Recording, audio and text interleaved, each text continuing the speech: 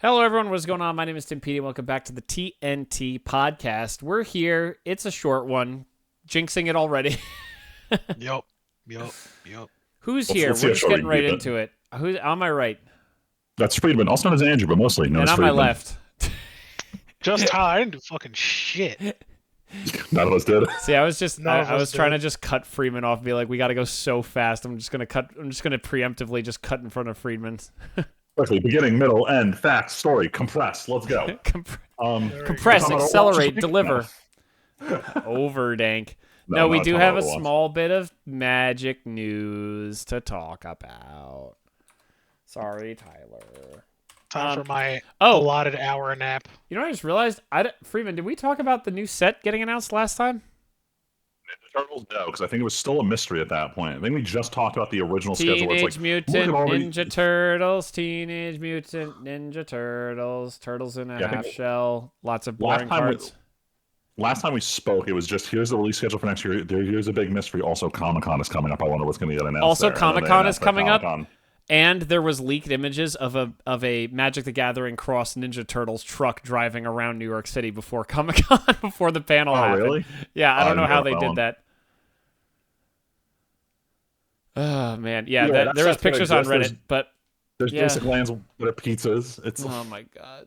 there are more sets set in New York City than most of the planes in Magic. Congratulations, everyone. You just got all the Magic memes from the subreddit. Freeman just fed them all to you in like a minute. Yes. The Fucking pizza... stupid. Yeah, it's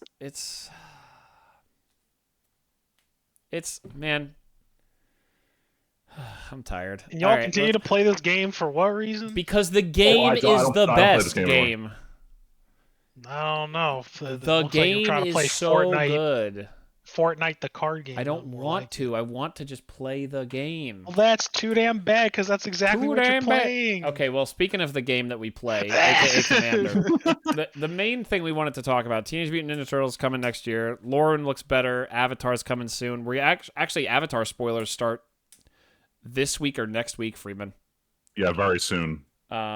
Actually excited to see what they do with this. You know, Mechanics seem weird, but I feel like they're going to nail the flavor of this set very well. You know, other than I the have a lot of spoilers characters we to pull already from. got months ago when they first spoiled the set, now we're getting the real spoilers, not the pre-spoiler spoiler. You know, But the deep cuts. more importantly, today, Gavin Verhey posted a big article about changes to the Commander bracket system, which he basically opens up and says it's been a success overall, which I would actually agree with.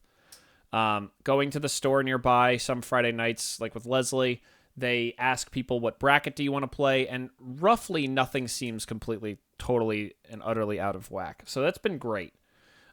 This article was basically saying, hey, here's some clarifications. I'm not going to go over it, but each of the brackets got a little more description applied to it to clarify things.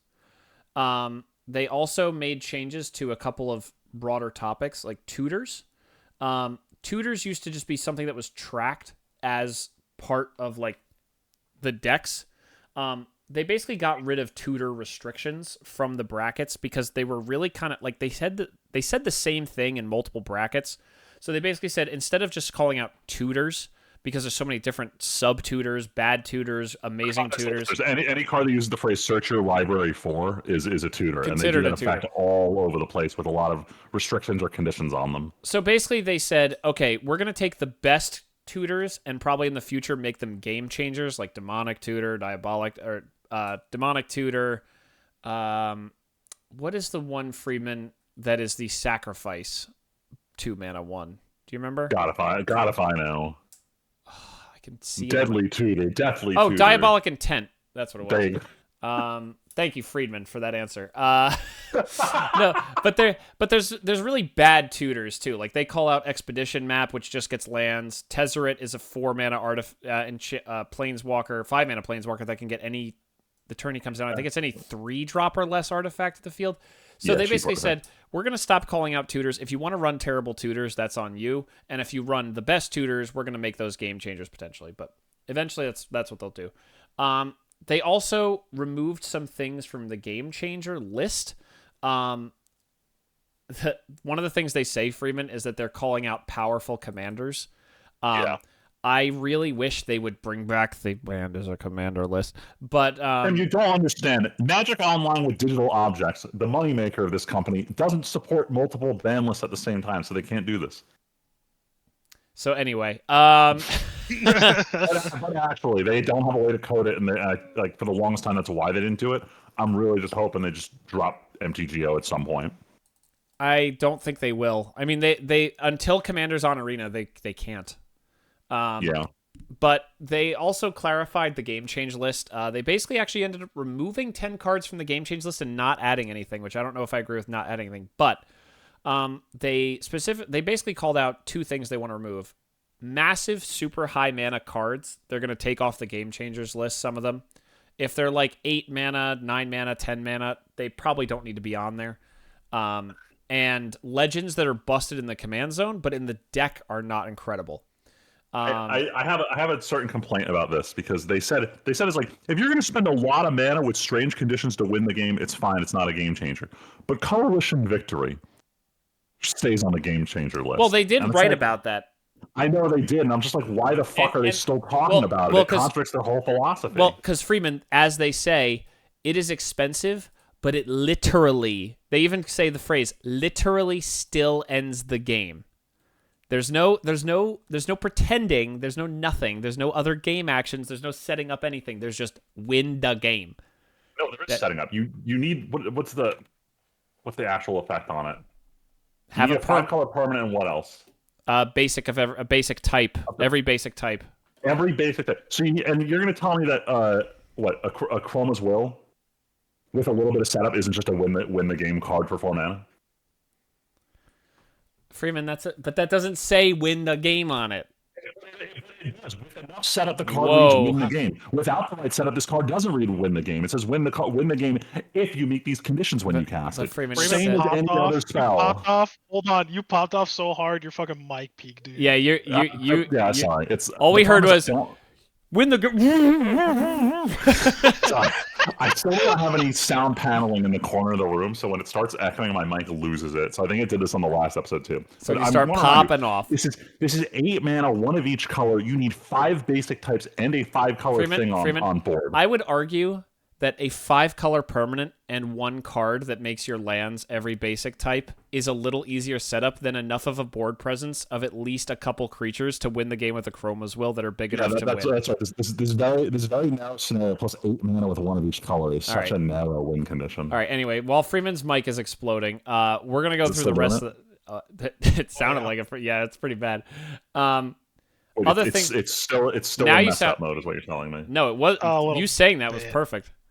We're telling you to simmer down, or more like your mic is. Sorry, I just need to go full on ASMR mode for the rest of the podcast. Oh my god! Unsubscribe. Damn, unsubscribe. Damn. So they removed 10 cards from the list. Expropriate, Jin-Gitaxias, 10 mana version. Vorinclex, 8 mana version. Sway of the Stars. Those are all fine. Vorinclex, I think, still sucks. The other ones, Expropriate and Vorinclex I would have left, but whatever. And then commanders that they think are just good commanders: Kinnan, Urza, Winota, and Yuriko. I think that's silly. I think if your commander is that busted, just make it a game changer so that you're automatically building that list in.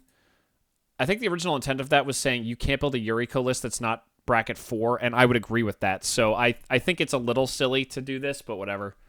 And then they took big shame. Yes, thank you, Tyler. They took Deflecting SWAT and Food Chain off the list. Food Chain is a little weird. It's a combo card, like a purely combo card, but whatever.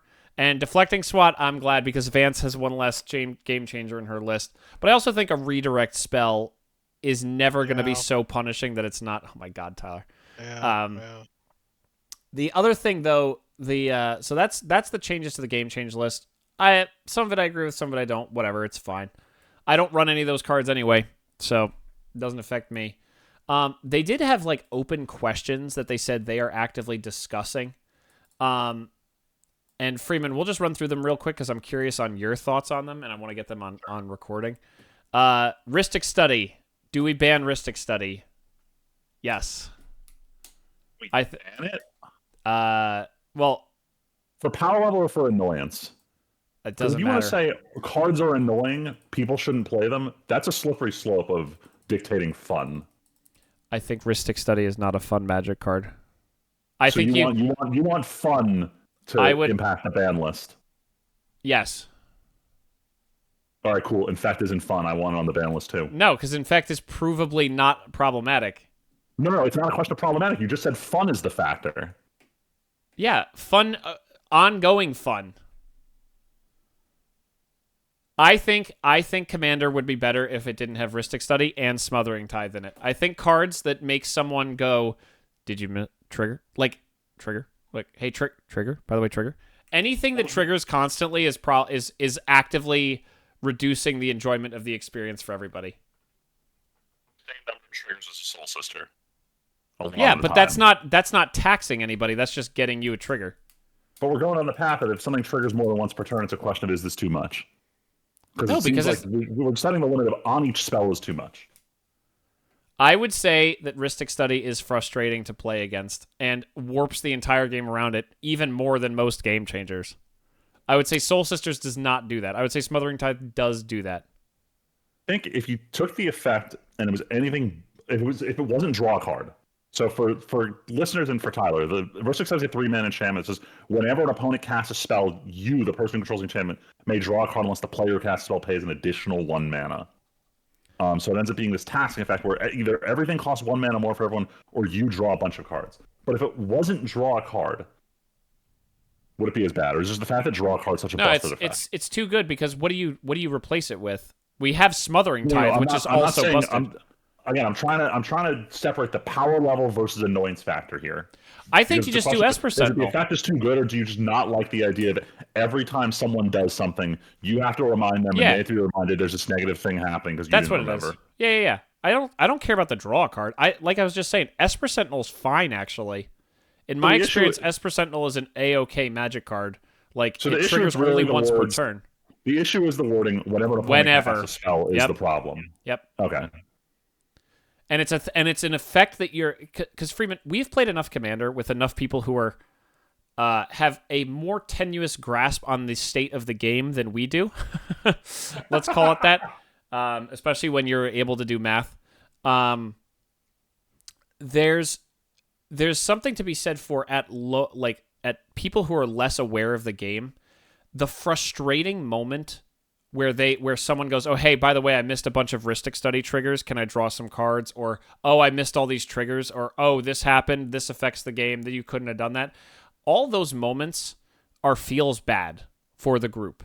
And I think anything that says whenever makes those moments a lot more. Like if I miss some Soul Sisters triggers in Tralasara, that doesn't really change the game unless it made one of my creatures bigger. But if it's happening on your turn, it's just making my creatures bigger as blockers. You probably weren't attacking me anyway.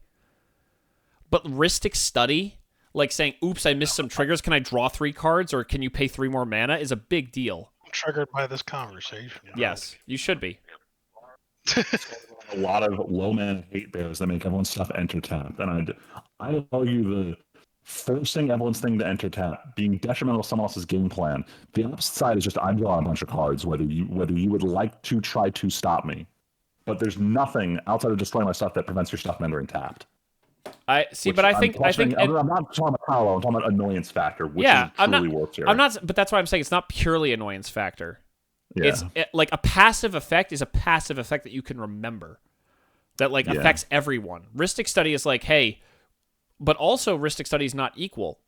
Like, everyone needs to play permanent. Saying your land center tapped does affect everyone. Yes, there's corner cases. But Ristic Study says, hey, are you casting a lot of spells? This affects you a lot more than anybody else. Anyway. When the first time Folly came in, making stuff cost 1 more. It made my whole deck where everything cost 0. It was like, well, this fucks my deck particularly. Yeah, but it was taxing even me, and it affects everybody, and that's still a passive effect. Like, I'm not getting benefit from that other than slowing you down. Ristic Study is like a mini game every time. At the end of the day, it boils down to it could also not stop you. You're just letting that person draw. Because here's the other thing, Freeman. Decision points still it's almost like the rope on Arena. Decision points trigger a timer or eat time. saying you can't cast spells because Thalia's out is different because you're just taking every action with that into account. Rhystic Study is, okay, can I pay the 1 extra for this? Okay, if I cast 2 spells, I can do it, but then I have to let them draw 2, or is it worth it to draw 1?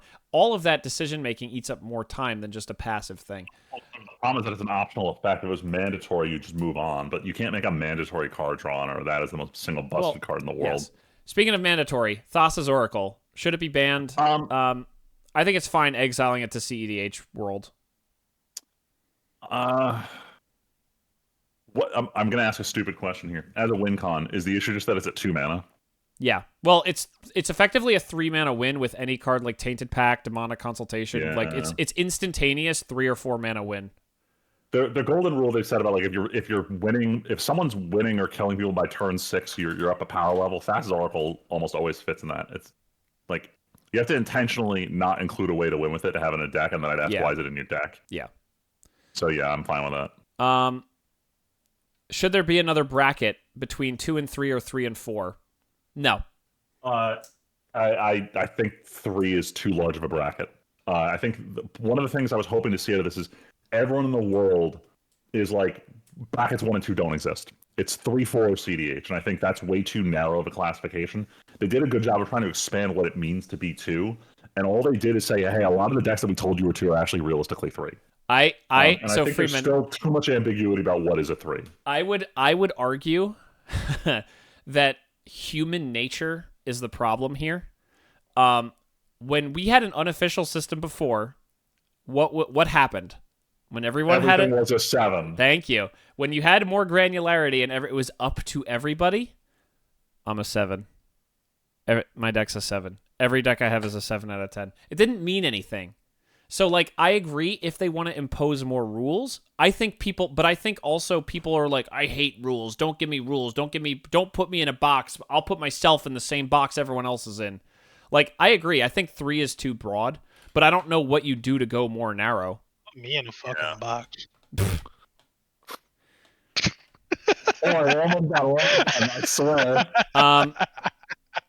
I see what you mean, Freeman. I think in a perfect world, I would like another bracket, but I think that becomes a little too granular.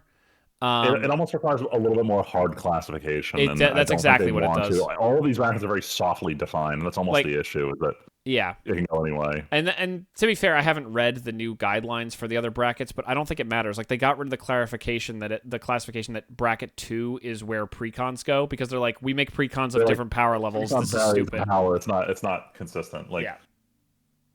And then fourth and final, hybrid mana. Holy fuck! Finally, they're addressing this. So, listeners, and Tyler included in this one. So, I don't know if you've ever seen one of these cards where it'll have a mana symbol, but it's kind of cut in half, or it'll be like half red, half blue. And it's meant to be not that it's red and blue; it's or. You can either use red mana or blue mana for it. And especially with the first time they printed these cards, the whole gimmick was each of these cards did an effect that could have either been purely in one of the individual colors. So, if you had a card that was 2 hybrid mana of like red-white. The card could have been a mono-white card that you cast for white-white, or it could have been a red-red card, and it had to do something that both of those colors really overlapped on. And it was meant to be an or, and make it a little bit easier for you to cast these cards in 2-color decks, because you could figure out what combination of mana you wanted. Mm-hmm. And they've always ruled that for the purpose of picking what color is it for your commander deck, it was an and. It was both of those colors. Even though the whole point of hybrid mana is that it's not both of those colors, it's either of those colors. So I agree with their assessment that a hybrid red-white card should be able to go in a mono-white deck because, mechanically, this can be a mono-white card. You can cast it pure with white mana. It does everything a white card would do. So I think it's fine.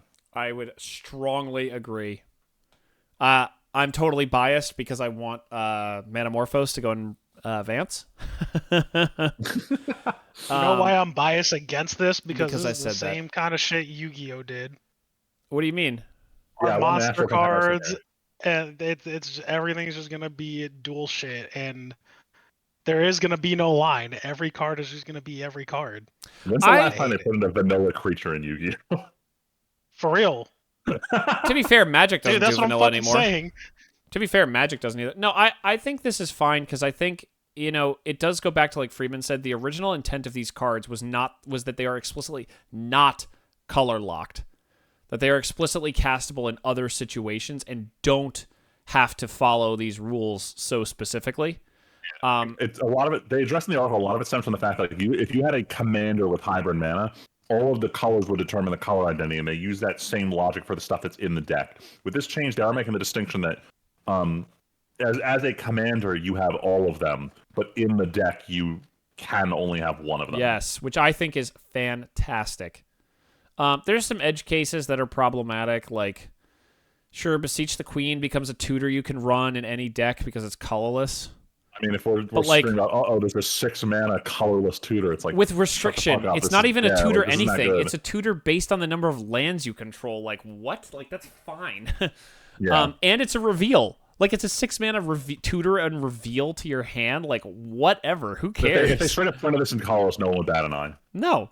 Oh no, Kitchen Finks can be played in white or green decks, Freeman. Wow, that means a deck that doesn't have white and green could play a combo with Kitchen Finks. It's almost like that's how you could play it when it was in standard. Well, and that's so I think that's also part of it, is that's how these cards work in non-commander. Every other format. Like every other format that doesn't have color identity doesn't give a shit what the Kitchen Finks.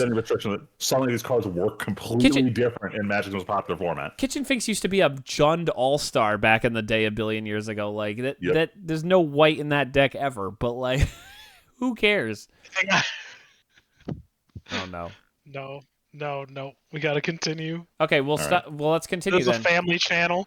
Let's continue that. Oh, speaking of family channel, why don't we talk about the M-rated franchise Game of Thrones? Some HBO nonsense. I'll put a subtopic on here about the price, but we got a trailer for Game of Thrones new spin-off series, Night of the Seven Kingdoms. Dunk and Egg.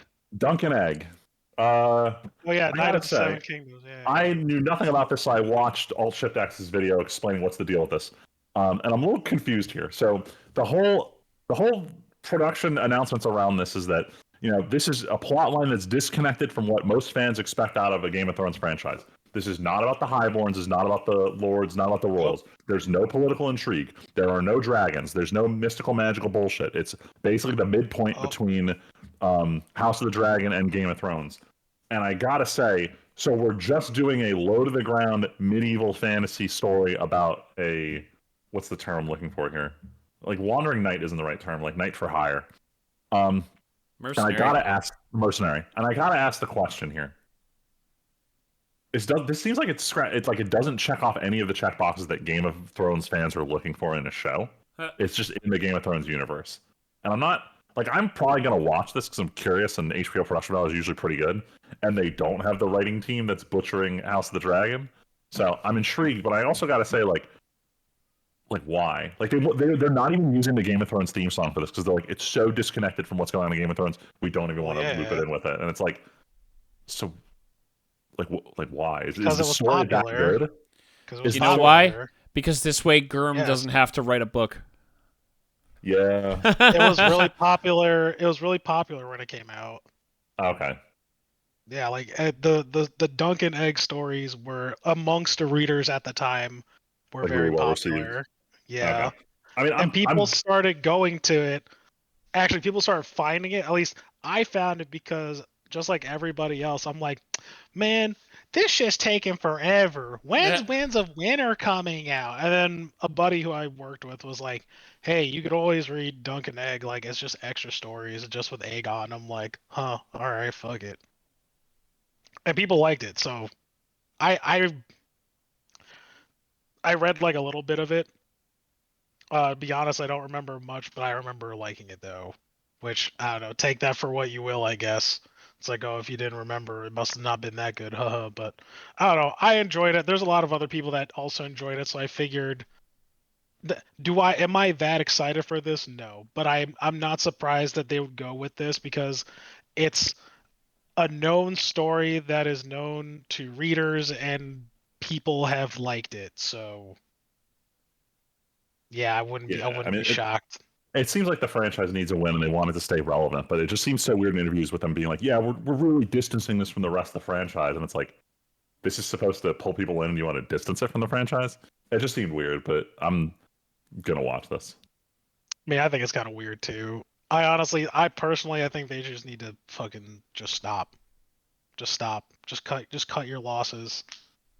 just stop. I honestly, well, I don't know. I guess was it? I guess House of Dragon has to be pulling numbers, It Sure it not Game of is. Thrones numbers, but I mean, you know. it's like it's despite everything going on, it's still a well produced show.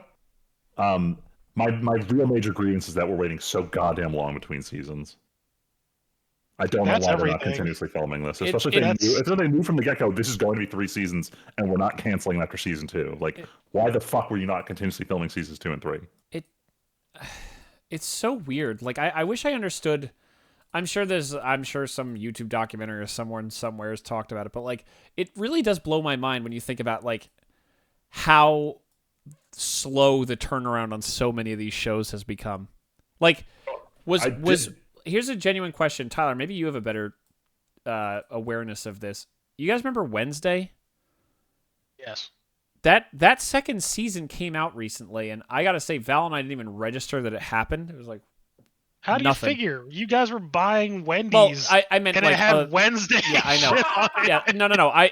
Marketing. Tyler, I was trying not to talk about it, but no, I was trying not to talk about the Mace Windows. no, but legitimately, like we didn't feel any urge to watch it, partially because it's been so long. Like, do you guys know anybody who watched the show after all this time? I'm sure it did numbers for Netflix, but Yeah. like, I mean, I can't- know how you feel because that's literally how I feel about most shows. I can't. Honestly, that's how I feel about anime. Like, half the reason why I didn't watch My Hero is just because, like, Dude, what are you part of talking? it, yes. My No, Hero's like hold on. It's 9 months between seasons. It's a That's been lot. pretty consistent. I For all felt 8 like of a its lot. seasons. My Hero was only like 6 months, maybe 9 between the last season and now. Yeah, before that know. it would be 9 months between seasons. It felt like a long ass time. There's some other shows like, fine. Then I will say, was it? I don't know. It felt like a long time. Yeah, remember I mean, Hell's Paradise? there were definitely times. Yeah, Hell's Paradise is a great example, but like, I don't know. Maybe it's because Hell's Paradise is another one. Yeah. maybe it's because anime is so much like in my mind is so much more bite sized, but also maybe it's and this is getting into a whole other conversation again. But like, anime also comes out weekly, and most of the anime I'm watching right now is weekly stuff. I'm not really binging anime right now. And there's really not a lot of shows that like I'm like, ooh, in 2 days I'm gonna finish this whole show. Let's go. Oh, also Stranger Things, which is also Yeah, Netflix thing. Functional Arms last time Stranger Things was having 2 episodes. I don't know. I mean, in general though, I do forget. There's a lot of things that I don't Well- think about because it's just like if it doesn't come out in like a reasonable time for me, I'm just kind of like whatever. Like I lasted this long without it, I can wait. Well, and I think Tyler, you're actually touching on kind of what I'm getting at with the stream with the binging thing. Like Stranger Things, Freeman, you mentioned like when the last Stranger Things came out, we all watched it in what, like a month? Yeah. They did. They had already switched to like the 2-batch approach. But it was still like a month and a half, right? Yeah. Even the shortest anime is 3 months of releases every week. And it's like, so it makes the time feel like you have a lot longer to sit with the show. And then the wait doesn't feel as bad because you had a lot of time where you were sitting with the show. Like Stranger Things, like, yeah, I remember enjoying season 1 and season 2. Like you said, Freeman, it's been so long since that last season of Stranger Things that I also didn't care that much about. I just have no desire to be like, I can't wait for this to come out at some point soon. I forget when. And when it comes out, I'm going to sit there and I'm going to watch Stranger Things for like 3 days straight and just be done with it. So we're kind of getting more into the whole concept of weekly release versus the binge model. I think I watched a video on like how networks used to work versus how they work now, and you have the problem that networks would film their shows continuously throughout the year and gradually release them. Like they have like sweep weeks where it's just like every show has a new It's like episode anime. out this week. And the whole idea was based on ratings midway through the season to determine whether they ordered another season of the show to be produced. They do continuous filming. They don't have that anymore because what you do is you film a whole season, it goes into post-production for a year and a half, everyone moves on, you air it, and then after it's completed airing, you go back to the studio and say, would we like to negotiate with everyone about the potential for another season? As opposed to the old studio model where everyone was always signed on for the potential, and it was on the studio to review ratings and say, are we going to go ahead with it? Because MLS has already signed on and is committed to the schedule, and they know the date that we're going to tell them yes or no. And that doesn't exist anymore on the off-network model, which is why, even if they wanted to immediately do another second season, they did not prep everyone and get everyone to sign on for it, so they have to begin negotiations even if they wanted to. And at that point, everyone knows that the show is popular and is like, I can ask for way more money. Yeah, long story short, that's why every stream exclusive show is like this, because they don't do continuous filming anymore. It sucks. Yeah. Also, last thing on here. Hobo's going up in prices. They're trying to make us all homeless. Just like with Disney Plus, they announced very abruptly, prices going up. Line has to go up, and it's coming out of your wallet. So get ready to forego those prices for Night of the Seven Kingdoms. Also, the rare price increase effective immediately. Not in 6 months, not in 3 months. Right now, next time your bill comes out, your price goes up. So shitty. That's wild to me. Like, I gotta check. I should, because the thing is, not Hawaii. I don't have HBO. I'm getting from two different people here, and I'm curious how they got notified. They got email, or they just got notifications about it. Because it seems really strange to do this very abruptly. Anyway, moving on to another streaming platform. This one's super minor. I just really like the show. Apple TV's exclusive show Shrinking, starring Jason Segel and Harrison Ford. Season 1 and 2 both phenomenal. Season 3 had been announced. They confirmed it's coming out January 28th of next year. So I'm super excited. This show's been great.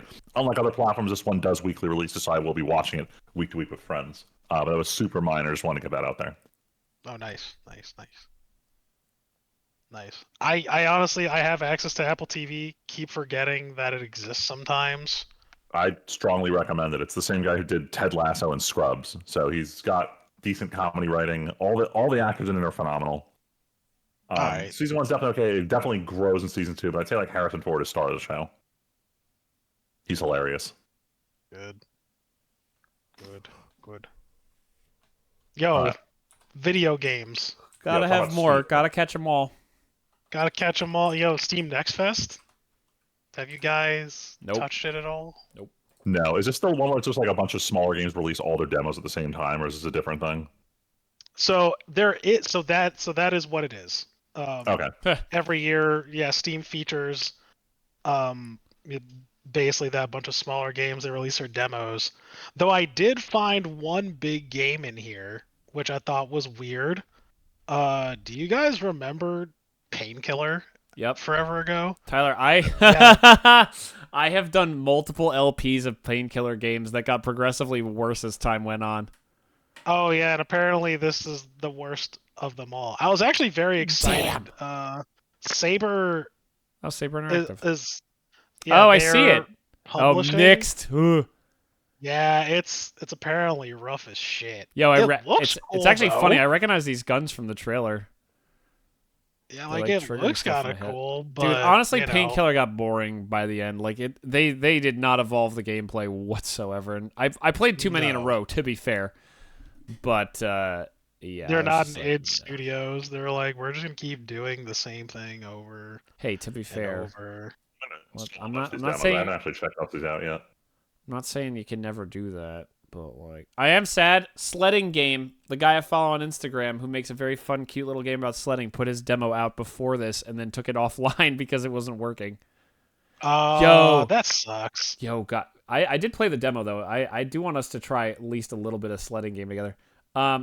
There's a game called Long Drive North. It's a co-op RV game. What the fuck? You all work together to go camping in the north in an RV. I mean, since we're never gonna camp in real life, we might as well. Jesus Christ. So yeah, sure, why not? I want you guys to download the final sentence. Yo, Motor Slice? That sounds hot. Yo, Mechanicus 2, Tyler. Yeah, I played it and I was not impressed. Damn, wow. Dude, it's literally trying to be or I don't know which actually came first. I don't know if Mechanicus came first or if Rogue Trader came first. But like, it's Final Sentence is great though. Final Sentence, it's a battle royale typing game. Oh fuck me. Whoa! Yeah, it's I'm scrolling through it's the pretty list. I'm trying to spicy find it. actually. Where is it? Uh, Oh Final wow, it's like Sense, the yeah. fourth one. Yeah. This art style reminds me a lot of that VR game. Oh, Donkey did a video on it. It was that VR game where it's like poker at a table, but it also reminds me of Buckshot Roulette, which Oh, I've played with the O yes. Boys a bunch. Buckshot Roulette's kind of fun. It's got that similar art style, yeah. I am downloading the demo right now. It's if you like typing and some fucked up shit, it's pretty good. I Yo, think what it's is a this very game? simple game. What is this Huh? game? Yap Yap. It says it's All online right. co-op. So the yeah! game I did download it because I saw voice recognition was in it, and I'm like, huh, let's check it out. There's a gameplay mechanic in there where you can you pick up wands and stuff, and if you say the spell, it'll cast the spell. I've But the seen game, the image of this. yeah, the game is dog shit though. Don't No, download it. Ah. come on. It is, dude. It plays like art. So it's like if you want to, it's literally repo, but it plays worse than repo. And all right, listen.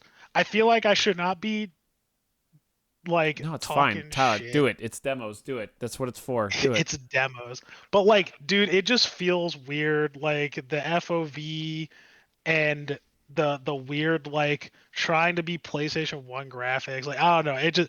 It feels way too clunky. Like it's like Repo and what's that other game? It's basically that though. The fucking Company.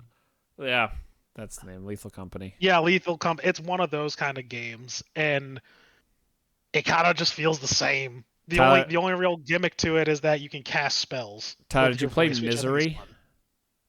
No, I didn't. Okay, it says online co-op multiplayer survival horror post-apocalyptic. What's that one game you wanted to play? With That was I don't The think that one space had. game. I don't think that one Yeah, had it's a not demo. a demo. It's not a demo, but I know have we to were go to my talking wish about that. list. I'm just looking for anything that says co-op and trying to get it. oh, I played Tears of Metal because I went to Scotland, and the animations looked really cool, but the game felt a bit stiff. What the fuck is Union Syndrome Rhythm Psychosis? Oh, I downloaded that because it was Of course a you music did. rhythm game. No. Yeah, I didn't play it yet, but I definitely downloaded the demo, so I'll get There's back a to you Marvel on it. game on here? Marvel Cosmic Invasion? It's a beat 'em up. Oh yeah, I did see that. Yeah, so there was a my few God. big games, like Mechanicus 2 is on here. That game. Oh, I was actually yeah. thinking about playing Mechanicus 2, and then because I saw like ads for it in the White Dwarf magazine I picked up, and then I actually played it, and I'm like, this is ass. For those of you at home, if you don't know or aware, you might be aware, but Mechanicus 2 is a new Warhammer 40k game. Which actually, speaking boy. of which, Oh, boy. segue, because Rogue Trader, so Owlcat, who made Rogue Trader, is doing a new Warhammer game. It's called Inquisitor. So you just play as an Ooh. Inquisitor this time, but it's the same kind of shit. There you go. That's it. That's all I got. It seems kind of cool. I think I have like 6 demos installing now. I have 2 that I've already see if I Yeah, can installed. that's the best thing about Next Fest. You just go through like install a bunch of demos from people. A lot of co-op horror things store bound. Yeah, because Lethal Company took off, and now everybody's trying to do fucking some dumbass co-op horror shit. So I recently saw a meme Oh where boy. they use the phrase friend slop to refer to these games, where the game Oh, itself God. man. is not worthy. The whole gimmick of it is just an excuse for you to play with your friends.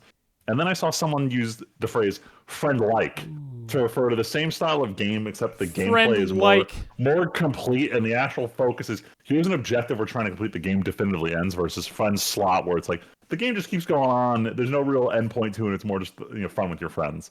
So friend slot versus friend-like, very stupid meme. I think I have some legitimate criticisms of the game industry I would agree. here. Speaking of legitimate criticisms of the gaming industry, Oh my god, I lost my tab that has the show notes on it. Attendees. Nintendo. All right, so we'll start with the good, and then we'll move on to the bad. The good. Oh wait, no shit. Hold on. I didn't put this. Did I not put the Nintendo Direct news on here? I thought I did. All right, we'll start with Nope. the mid. We'll go into the good, and then we'll end with the bad. Hold on, updating the notes right now. Oh jeez. Freeman, let's just start with LegendsZAAAAA. Anyway, starting. They had an interview about what's going on with Nintendo and going all in on movies. Because for the longest time, Nintendo was very movie shy, and then obviously after the Mario movie did well, they're like, all right, cool, Legend of Zelda, let's go. So they had an interview recently. By recently, in like the last 2 days or so, where someone asked why the push to it, and Nintendo said that games will not always be playable, but movies will always be viewable. And I paused on that, and I'm like, hold the front door. The Switch 2 is the first console in Nintendo history that plays every single console Nintendo's ever released. So no, the argument that games will not always be playable because you don't have your original hardware is... I don't agree with that assessment. Nintendo themselves have their own emulators now, so it's a load of horseshit. So, yes, they are right. Any device that can play a video file will always be able to play your movies, but it brings up the question of movie preservation and availability. If you don't make your movie available on physical media for someone to collect and store on their own, and it has to be acquired through Nintendo in a way that they stream it to you or it's their own proprietary video format that you can't always play forever, it's kind of a bullshit argument. The reality of this is Nintendo's saying that with movies always viewable, we can keep our IP always present. We can have it on TV, we can have it on streaming platforms. Anyone can consume without buying any physical hardware. Because the IP is what makes Nintendo money at the end of the day. So, odd interview, very beating around the bush with what they're trying to say here. In terms of their IPs, we're getting a Kirby Direct in 2 days. This is 1 hour of gameplay footage narrated by Sakurai. I'm expecting we're getting the extended city trial gameplay overview that we got some allusions to in the last Direct, and I'm really suspecting they're going to show up what local multiplayer looks like, because they only had the single player view, but then later on box art showed that yes, local multiplayer supported. So super excited for this Direct. Still not buying a Switch 2. Will most likely bully my friends who have a Switch 2 into buying this game so that I can play it. But very excited to watch Sakurai just gush about his games, because it's always fun. About Kirby. Yeah. Kerbo. Kerbo mode. And then the last one is Pokemon Legends ZAAAAA released this week. Internet is about as up in arms as they usually are with a Pokemon release. A lot of valid criticisms. You're isolated to a city. The city's super low poly. They kept the alpha system from X and Y, where there's just like this big ass boss Pokemon on the map, but they shrunk the map down, so now you straight up cannot avoid these bosses that are 10 levels higher than you. So odd game design choices of them reusing old game philosophies in spaces that don't make sense anymore. I think almost all of the new Mega designs outside of the ones that are coming up in the DLC have been revealed. We've gotten to, there's a huge argument over whether Pokemon Mega Evolution should look cool or look stupid. And people brought up examples in the past where some look stupid, some look cool. But as someone who looked through all of these, I don't think they look that amazing, and even the coolest ones are kind of an uninspired design. I think the most egregious one, everyone's beaming about this, is I don't know if you guys saw what Mega Starmie looks like. I did see one picture on Twitter from one of the guys I follow, which was just him walking. Yeah, I saw the pictures. I'm like, this looks fucking stupid. I understand what they're referencing. They're referencing it's either the stars from Earthbound. They're referencing either the star villains from Kamen Rider. There's a lot of references they're pulling from. Regardless, it looks fucking stupid. Starmie saw you've never walked. And then when I saw the running animation, I was like, get the fuck out of here. They butchered my boy. I am so pissed, because I use Starmie in every generation that I play. So I'm just great. Starmie only gets one Mega, and this is it. This derpy ass bullshit. And the worst part is, you guys a screenshot of what I found when I googled Mega Starmie. Oh boy. Oh no. Starmie looking like Patrick with the high heels on. Yes, that is exactly what it looks like. SpongeBob. Yes, I hate this. A lot of the designs are really stupid. Mega Starmie is just it's just gold. Look how they massacred my boy. Mega Fraligator is just Fraligator with a cape, but when it's in combat, it pulls the cape forward to make its head look like it's Totodile. And I'm like, what the fuck is this shit? Why are we going backwards? I don't think the designs are that good. A lot of the early ones were super derpy, and that's fine. But Pokemon's very much moving towards this aesthetic of we are so mad that Yokai Watch was even remotely successful that we need to be it. And it's just been super obvious they're going down this route. All in all, this is exactly what I expected. I'm not purchasing this game. If anything, I will have to actually sit down and beat Legends Arceus, which I did purchase, before I even remotely consider buying this game. But all in all, this is just continuing the trend of me realizing Pokemon isn't made for me anymore. Man, if Yeah, I had that's a it. nickel for every time this Yep. motherfucker Well, said that, I have purchased I one wouldn't need Pokemon to game since I wouldn't started need on to work, Pokemon. Freeman. I wouldn't need to work. That I wouldn't need to work. And guess what? You wouldn't either. Dude, I'd buy you a house. I still have not bought Scarlet and Violet. I'm keeping my word here. Okay. I still have yet to finish playing X and Y after I said I'm done with this. This game sucks, and I haven't opened that it is once. true. You are correct on this, and I will No, give you credit. And I'll Listeners, say I haven't he given is up, keeping his word. and I Because haven't. you but I all haven't given up- know what. I was saying I haven't given up Pokemon as a whole since we've said this. I've beat most of what's that one really good? Pokemon Unbound, and I did a whole playthrough of Emerald. So like, I still very much enjoy the Pokemon formula. I don't enjoy official Pokemon games. Anyway, sorry, I completely cut off your point there. No. I understand you're trying to defend yourself, and that's understandable. I get it. Because you guys know I go for the jugular most of the time, Yes. and that's understandable. I respect that, Witcher. Respect.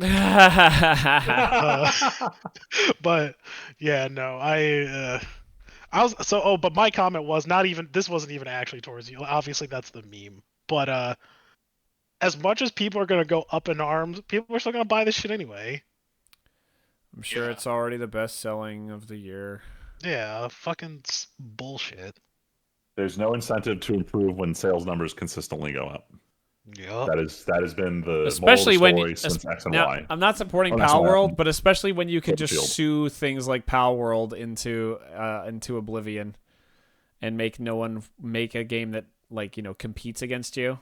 You know how we were talking about how Xbox going away because of all their horrible decisions. Sony's just going to be alone in their space, no reason to improve. Wait, did we not talk no, about? we didn't talk about it. Who cares? Oh my god! What do you mean? Who cares? That's big news. Yeah, Microsoft's cooked, dude. Xbox is super turbo fucked. Not just, dude. I'm not even Like, talking anything about about just it. Xbox though. I'm talking about Microsoft. Like Microsoft's fucked. Like, let's think about this for a second. Talk about this for a second. Microsoft, on all fronts, are getting destroyed. I mean, we did talk about this last time a little bit. But yeah, but we didn't talk about the price hikes like this. Like the price hikes for. Well, are you upset that you have Game Pass and you might pay $10 more for Game Pass? No, I don't have Game Pass. It doesn't like games anymore. I liked Game Pass a lot. Now that the price is so high, it's like useless. Literally, it's crazy. They price themselves out of existing. It is nuts how that is like their one, like their mainstay. Like that was the thing that was gonna bring Microsoft Studios back from like the fucking brink, and it's like, oh yeah, like they literally are in the position to just be Sega, and be like, okay, we're gonna stop making like consoles and shit, but like we're still gonna be in games and be a publisher, and they had a fantastic platform to do it, and they basically just killed it overnight. Tyler, you know what's really sad? All these Instagram memes I've been sending you lately of Halo memes, and like half of them are, like half of the memes I send you are, oh look, it's memories of like Halo launch nights and stuff like that. Mm-hmm. And it's just like, man, fuck. How did we? I mean, those days here? are gone for all games. I've given I know, but like Halo used to be there used to be Microsoft. Remember when people used to seriously consider Microsoft and Sony as like rivals? Yeah. You mean you and me in high school? Yes. Deep in the high school. High school, dude. But actually, though. And now it's like, stop. He's already dead. The magic isn't. / he took himself out of the race a long time ago because of his absolutely brain damaged decisions. So sad. It sucks. I think I'm wondering how much of this was like. So you look at how Game Pass was trying to do, like, we'll call it the Uber model. You show up, you disrupt the market at a pace where you're not making a single cent, and you're just burning investor money just to buy out the industry. And then once you've killed all your competitors, you raise prices because there's no alternative. And Microsoft forgot about the whole, there's still alternatives. Let's raise the prices. The alternative is still just go to your competitor's product and buy the game outright. That didn't go away. And without their value proposition, selling their product does not have the same value it did. And they did this without actually running the competition out of the market yet. So they poorly executed the Uber model. Someone was doing fucking cocaine too much because they fucked all of their fucking sales like all over the place. Like not just Microsoft Studios, but like Microsoft as like a whole. This whole Windows 11 shit I feel like has backfired in their face really hard. Tyler, do you know what the deal is with the security chip that they're mandating? In what way? Like, do you know why like, what's the deal with it? Why they're so dead set that it's a necessity for an OS? Okay, so I'm gonna give you the marketing answer. So mind you, disclaimer, listeners at home, I do not work for Microsoft, nor am I a salesperson. So these are all things that like I am just seeing as someone who helps manage a Windows environment. But the sales answer, the front page answer is better security and longevity for your systems. But that's not the reason. The reason is the same reason why Battlefield 6, Valorant, and all these other softwares that want root access to your computer, they want to mine you for your data. Getting that level of access to your computer basically gives them the entire right to the entire thing. And it sounds like fucking tinfoil hat, but I can almost guarantee you it's fucking true. And I'm gonna sound like Alex Jones here. But it's very strange that they are requiring like all this level stuff, like with the security chip, all this other bullshit, and then on top of that, forcing AI, like Microsoft Copilot is being forced on literally everything right now. And it gives you almost no option to get rid of it unless you like start breaking shit. Like in our environment, trying to get rid of Copilot has been a fucking nightmare because they don't make it easy. Yeah. And what does all that stuff do? It mines your data.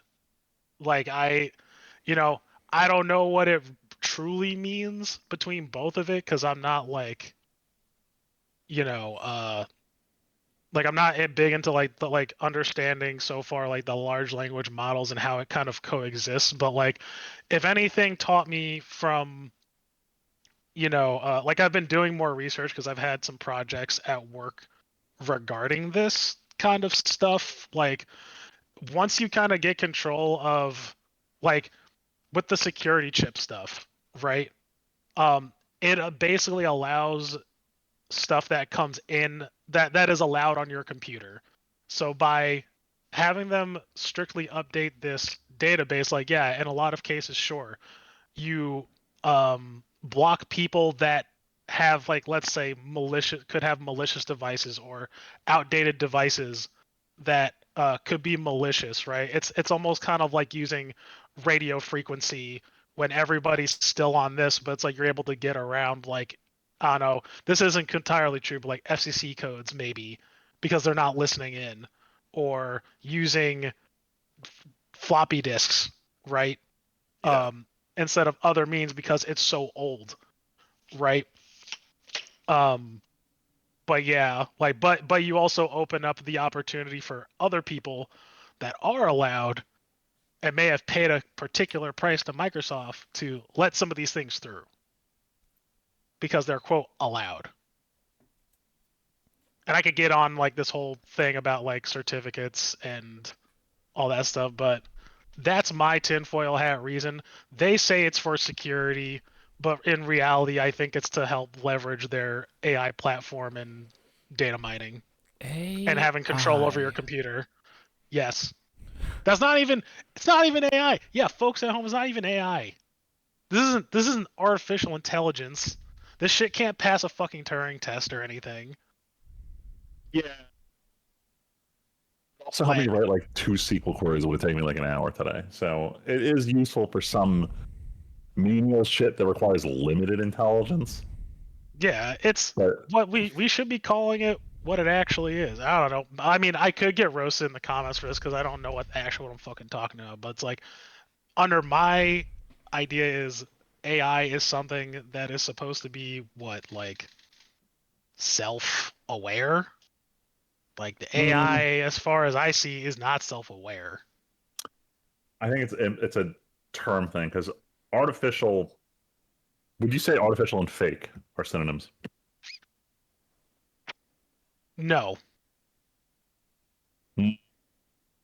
not exactly. I wouldn't call that, because fake is like you're trying to pass something off as something It's a else. real thing, yeah. Yeah, as the It's real not, thing. It's not, but it's not genuine. It's artificial. Yeah, but like, I don't know. Anything that you print can be artificial, like an artificial limb.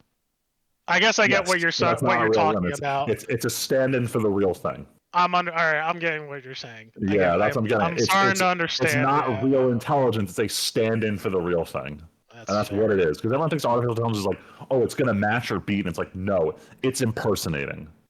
But I feel like they're using it like it's not. I feel it feels It's not wrong. intelligence. It's language Yeah, prediction. That's all it is. yeah. Like the when I idea that talk about it, I talk about it like it's a large language model. Like I'm using ChatGPT, the large language model, to help me write some code I would never be able to write myself. Like, yeah.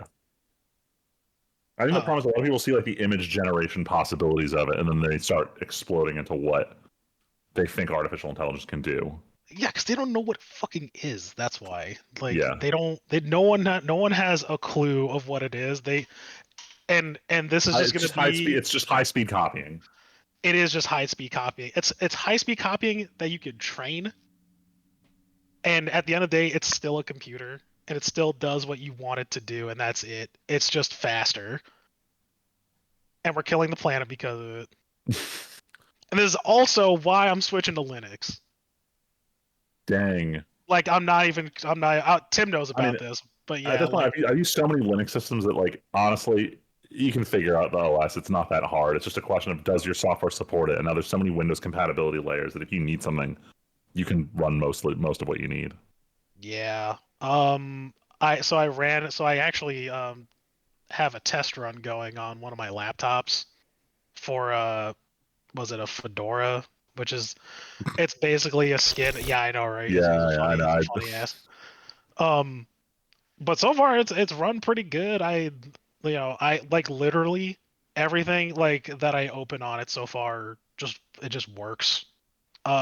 Steam has come a long way with its Proton like compatibility with it. Like since Steam Deck blew up, the want to be compatible with Linux platforms have gone up significantly.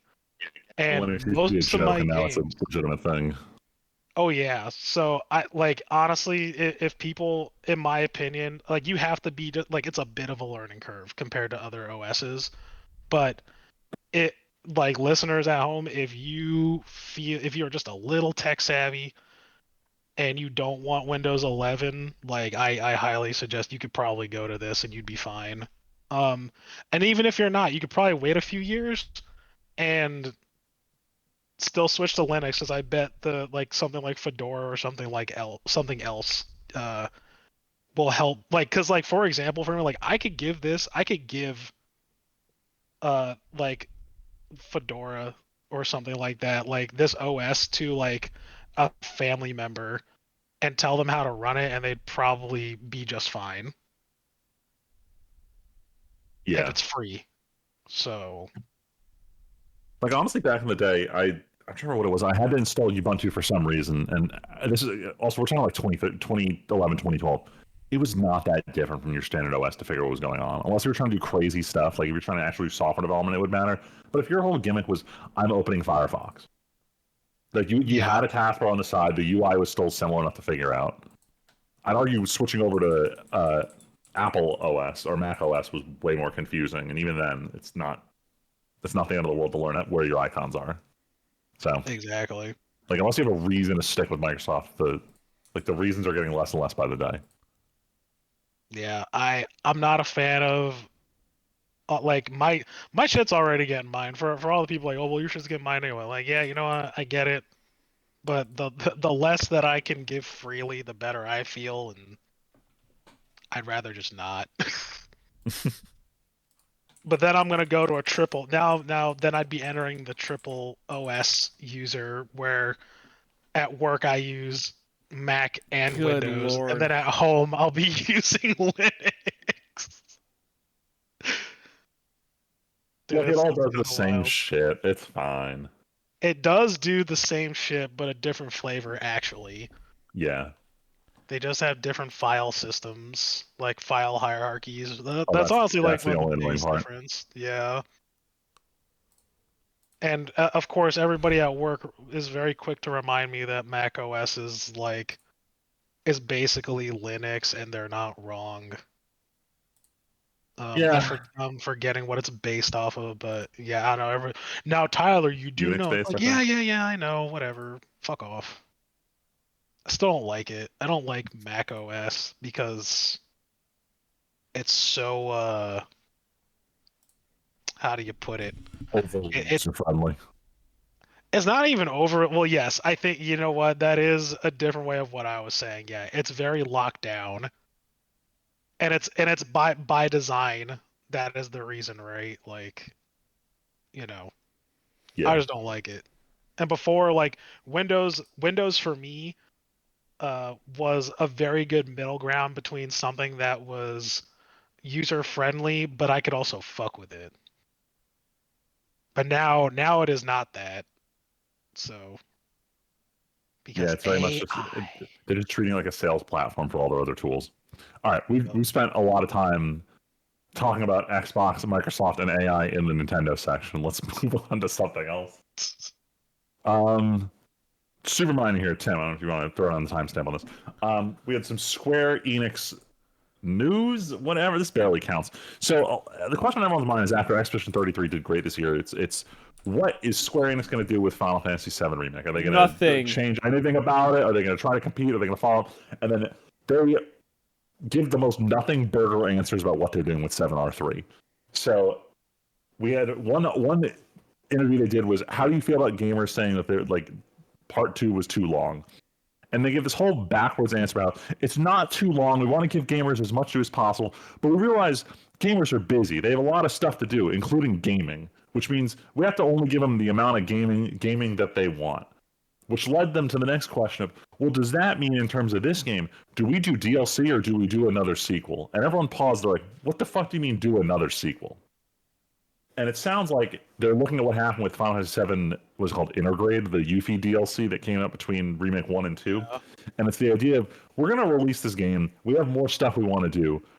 Are we cool doing DLC? Do we want to make a 7-part 4 that's Brother, exclusive? shit. no No, one no, no. liked 13 like that, brother. No one. Just be, we're going to release part 3 as a complete thing, complete the story, and then release a 4th game that has new shit we want to add Oh on to it. my Because I'm gonna they're like, fucking blow they're my like, brains what do we out. do if the game is too big? Do gamers want a smaller game so we can sell them more? Hint, hint, No, nudge, nudge. Hey, investors, chime up on the call. It's, no. I yeah. want Expedition 33. Yeah. Please. Because you said you want Expedition 33, the next interview they did was, what are you going to do with the combat system? Because it evolved from part 1 to part 2. And they said, we may reimagine the combat system for 3. And I'm like, what do you mean you may?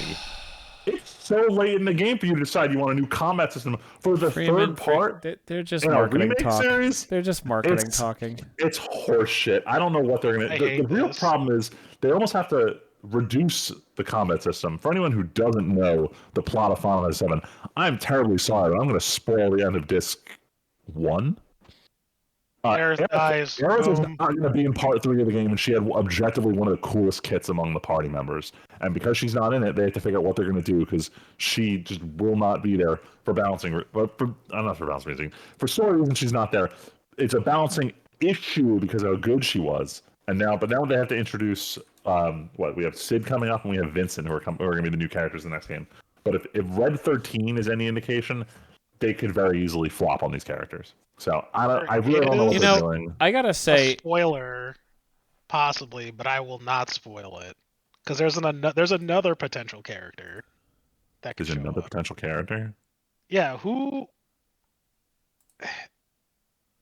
I don't know how to not say this without spoiling it. Without spoiler There's for me, somebody right? who we Spoiler thought for was dead, and it turns out he ain't dead. Oh, what? So it's a he, Possibly. a guy, a dude. So if he's maybe not possibly also maybe not dead slightly in another world potentially, then Aerith is too. Yes. So what does this mean hypothetically? What does this mean? In another world? Yeah. I gotta say, Tyler loves to meme on us when we have struggles and when things suck in Magic. And now I'm sitting here feeling that same smug sense. Like, what's the meme? The smug sense of superiority. That I don't have to suffer through this with you guys. And I'm just like, man, Freeman, it sucks for Freeman. Freeman's suffering through both sides of this, Freeman's always dealing with the bad shit. Like this Pokemon. Yeah, that's it. You forget my ability sometimes to just walk away from shit like this. See, I'm at that point now because I don't know if you remember. Are you actually going to pull a Freeman? No, I'm being serious. Like, I've done this before. Freeman, I've done this before, haven't I? Where I'm like, hey, I'm going to wait for you to finish this because I know you're going to put yourself through hell. Let me know how it is and tell me if it's worth it. Instead of letting himself get rage by these terrible games. Yeah, I'm like, especially after 2, like, Michelle will tell you, like, I was like... Tyler, you reviewed it on here, I remember. Oh, I did, that's right. Yeah. But it's also Final Fantasy 7. I don't care. That's cool. I can always guess what? I own it for the PlayStation 1, all right? I can always go back. That's true. You do have that CRT TV up there. Ooh, I do. Way to play it.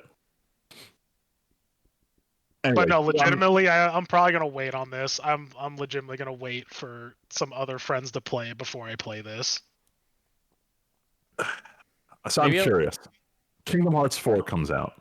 Oh my Even God. if I tell you it's good, are you going to give it a chance? No, because here's why. Because that's right. You didn't play part 2 of the mobile game franchise that's been discontinued in Japan only. Which is that's why. Yeah, that's why. I knew there was a reason. 3 or 4 releasing before Kingdom Hearts 4. There's a reason. All right, you know what? Legit. All right, maybe if I get a resounding like, Tyler, you need to play Kingdom Hearts 4, like this is what we've been missing this entire time, then yeah, I'll give it a try. I'll trust my friends in that. But from the rip, I would probably end up treating it like Final Fantasy 7 Part 3. Because Tyler did not play Kingdom Hearts 4. The game was dog shit. Anyway, back to the episode. Dog shit. Tyler, I don't know about you. All I heard from Freeman there was dog shit. Yeah, it was garbled, but I did. See, that's it though. It was encompassing. It really summed it up at the end. You had a good we heard the punchline. It was fine.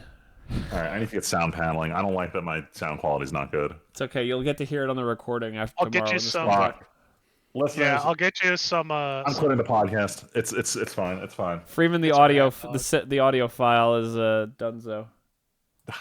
Yeah, I'm just good mic and everything. You know it's not Dunzo? Oh shit! Wait, there was more Square Enix crap. Fuck. Oh yeah, last one I wanted. Damn it! I was going to transition. Yeah, so the Final Fantasy Dissidia was this arena battler that came out on PSP. It came out in 2008 at the beginning of when anime arena brawlers started taking off. I think Naruto Ultimate Ninja Storm, the game that set all this off, the greatest game of ever. I mean, Ultimate Ninja Storm 2 and 3 are phenomenal games. I actually legitimately love them. And I meant Dissidia because everyone's always like, Dissidia.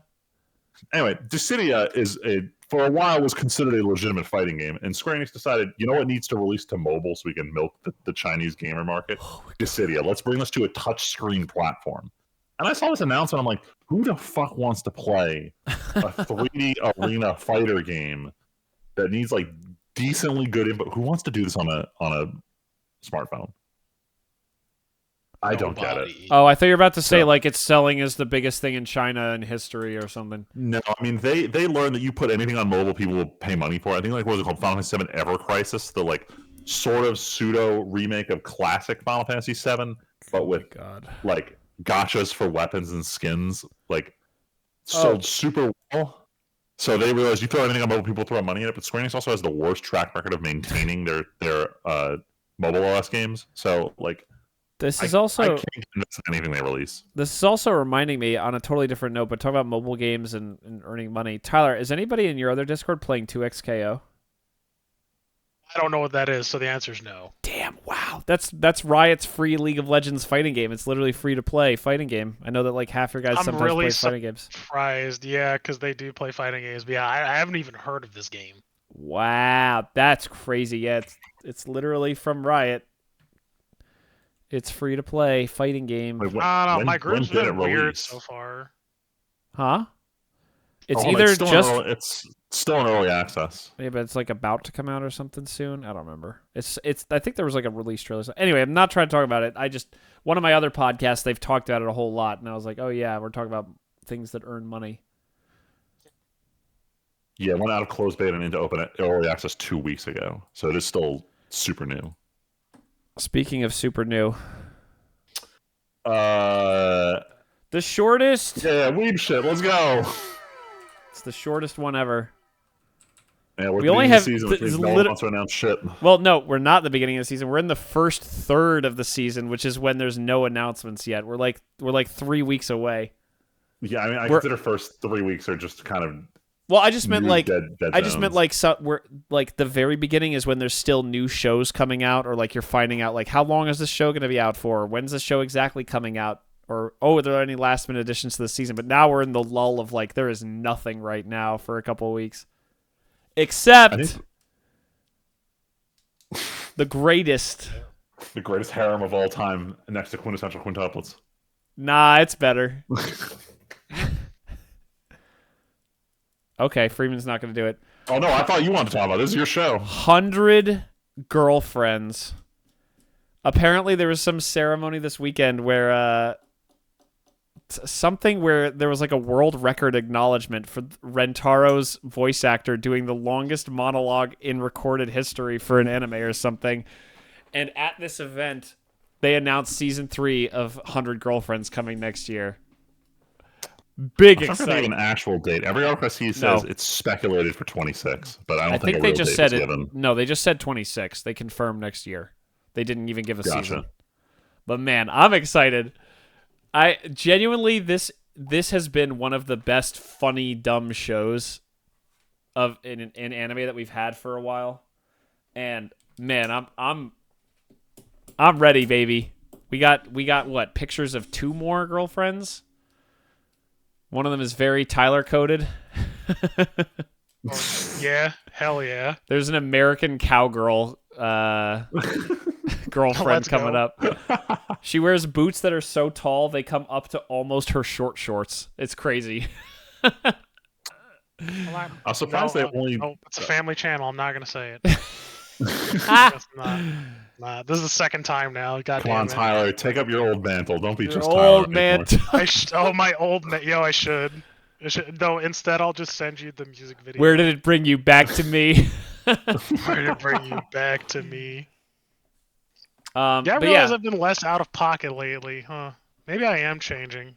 Maybe Evolving. I am being unk status, like people are Ouch. saying. I mean, we've You talked might about be how right. in some ways your dad power surpasses mine. You smoke things outside all the time. He grows Dude, it was stronger by the great. day. You both I felt so smoke powerful. meats and smoke cigars.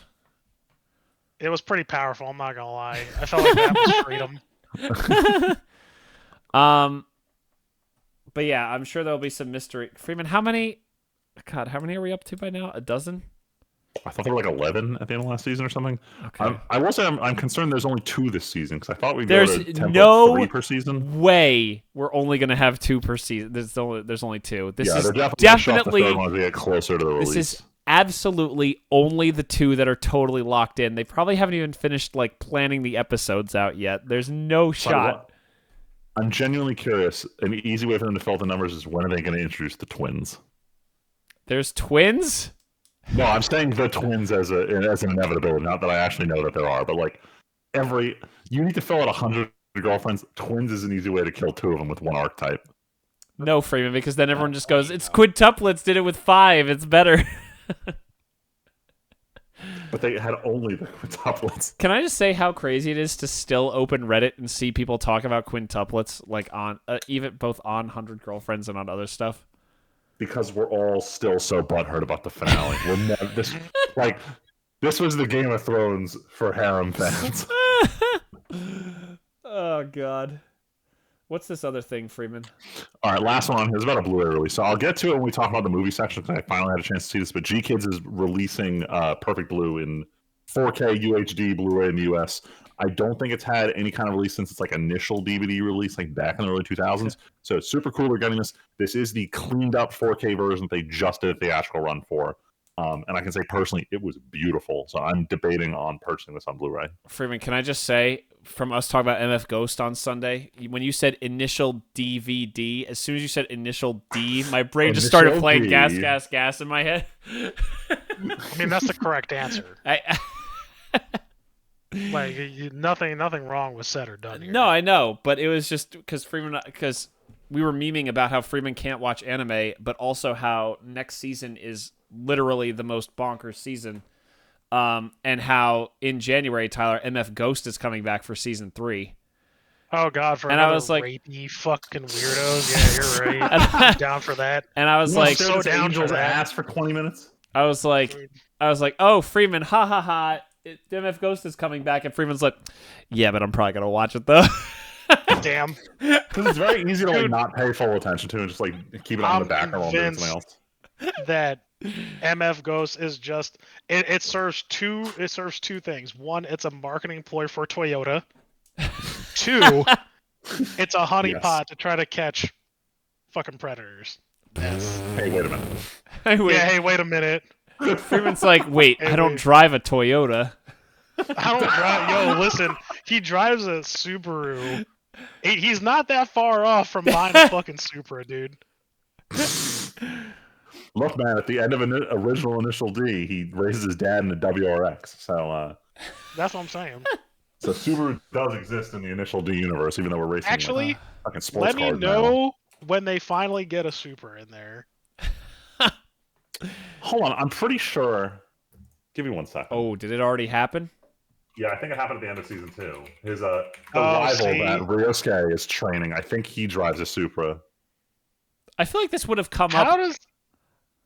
Huh? I feel like this would have come up when when Freeman reviewed season 2. That you would have asked about this, Tyler.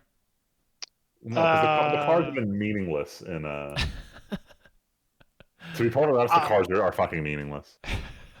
I'm super shocked. Like they're not meaningless because Toyota literally sponsored this show. Oh, sorry. I meant in terms of the enjoyment of the franchise. Oh, It that's has- unfortunate because if I had fuck you money, I'd buy a Subaru right now. No meme. Tyler, we established that you got to just sell your car, so. Yeah, I still don't have enough. If I sold, I'd need at least 4 of my cars to buy a Supra. My car's Jesus. not worth that much right now. Damn. I think they're like Supras, like they're going for like 60K or something like that. Depends on what you That's get. it. I mean, that's it. Yes. Yeah, the guy they introduced at the end of season 2, who's going to be like the main rival because he's Ryosuke's protege. Or no, Keisuke's protege. Drives a Supra. Protege? Protege, does it matter? I've only ever heard protege. I've never heard anyone who said protege. Potato. GR, Yeah, GR 26, Supra for 2026. 57,000 500. Are we out both on the Yeah. Supras? on the Toyota Supra page. Yeah, yes, we are. It's a nice looking car, though.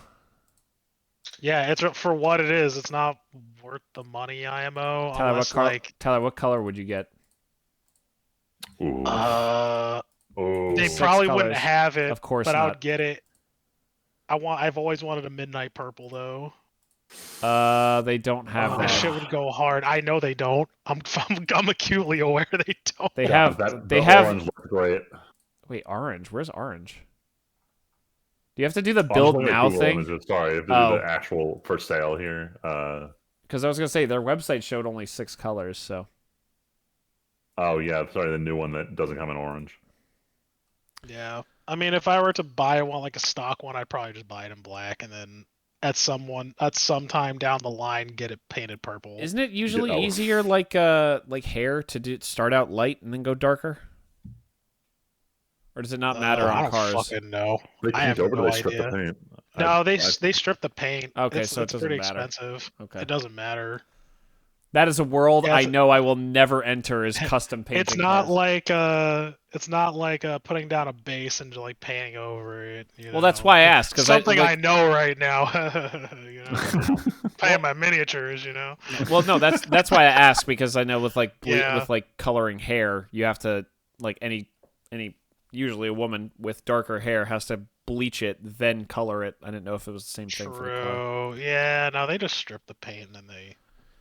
But it's a pain in the ass. It's like you got to take all the doors off, all the paneling, and Oh the God. seats and shit. And yeah, it's a lot more work than you think it would be. Everyone thinks it's easy to just paint the car. Yeah, and then they gotta do a couple paint. Like it's a production to get something repainted over. Dude, I'll never forget.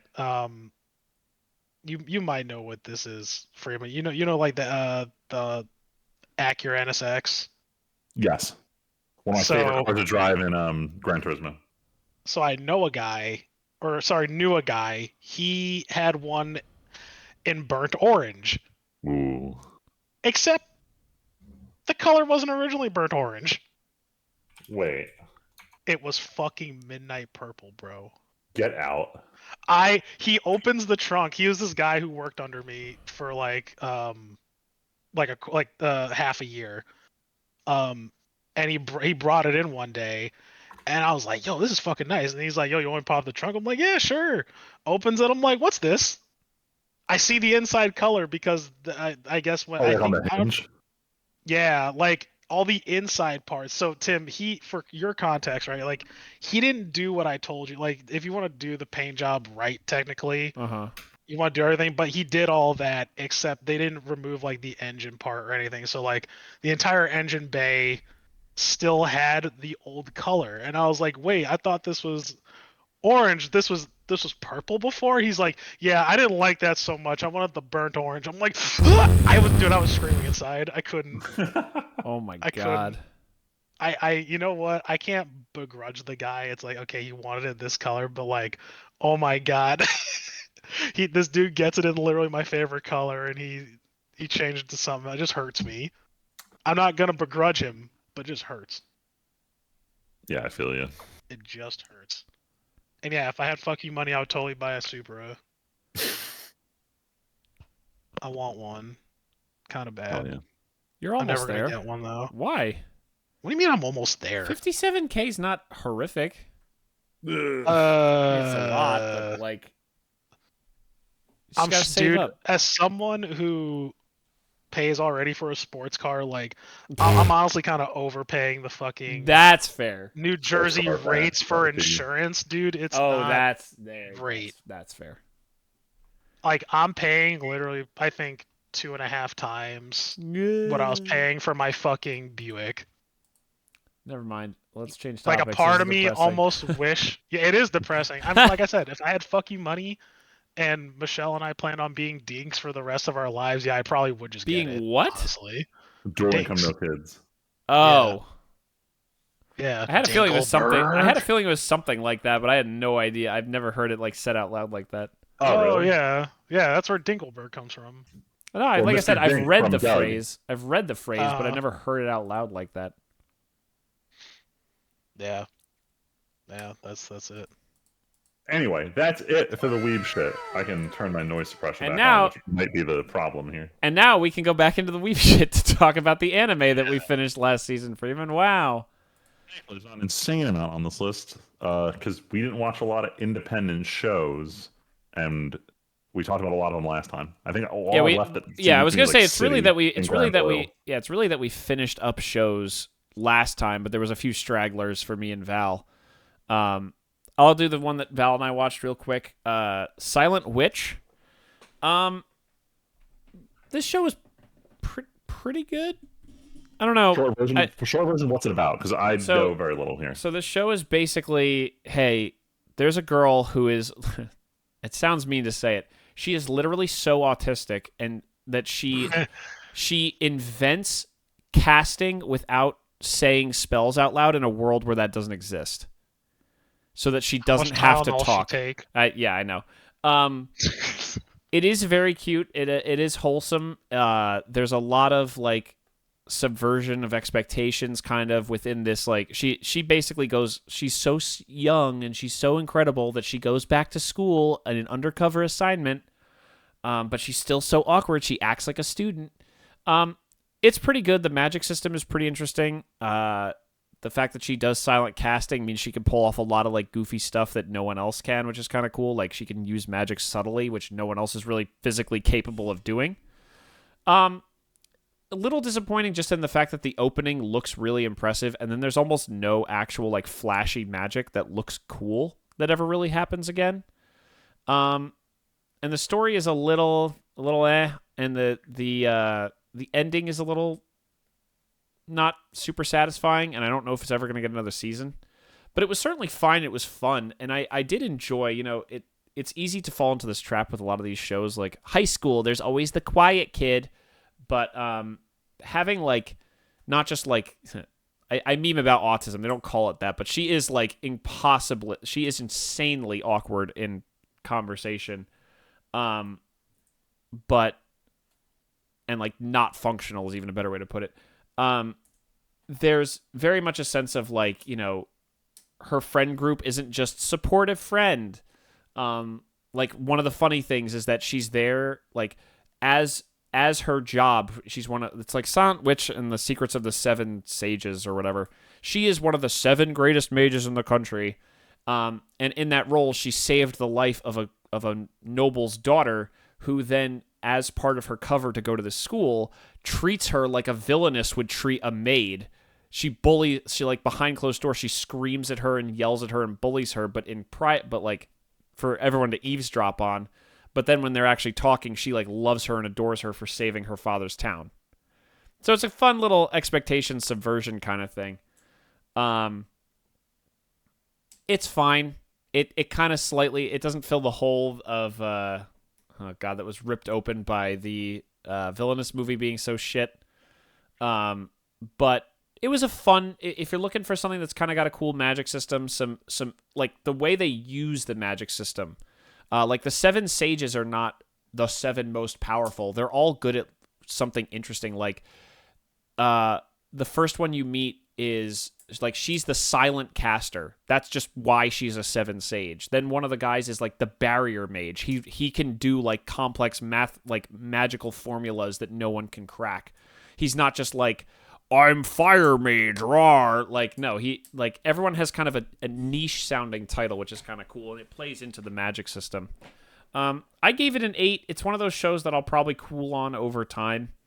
Because it wasn't like, wow, this set the world on fire. But moment to moment, Val and I were definitely having a lot of fun watching it together. And it was definitely a good watch. I don't regret it.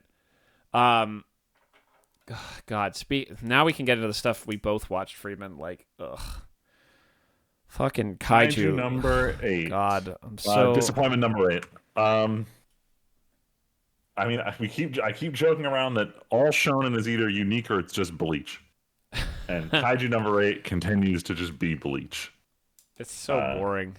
It's so not exciting. Yeah, now that all the main characters unlocked their Bankai this season. They really literally did. So that the new guy can show up and be like, hey, look, I can develop the Espada now. We really amped up going into next season where they fight in Hueco Mundo. They literally left off in like, this is one of the most egregious cliffhangers. Like, this is almost worse than the My Hero cliffhanger from the end of last season to now. Like, This is literally mid-battle cliffhanger. And we're just like, see you next time, assholes. Like, but also season 3 wasn't even confirmed. No, it's not confirmed yet. It's probably going to happen, to be fair. It's a big Shonen Jump property. But like, it is literally not... It never confirmed another season, which is from what I've heard, sales in the manga dropped off pretty hard after season 1 started. So it may not honestly, want the like, popularity for season 3 yet. I think honestly this show got to where it is based purely off of millennials like us being like, "Oh my god, a shonen guy who's in above the age of 30? That's crazy. I'm in board with what his struggles are." And it means nothing.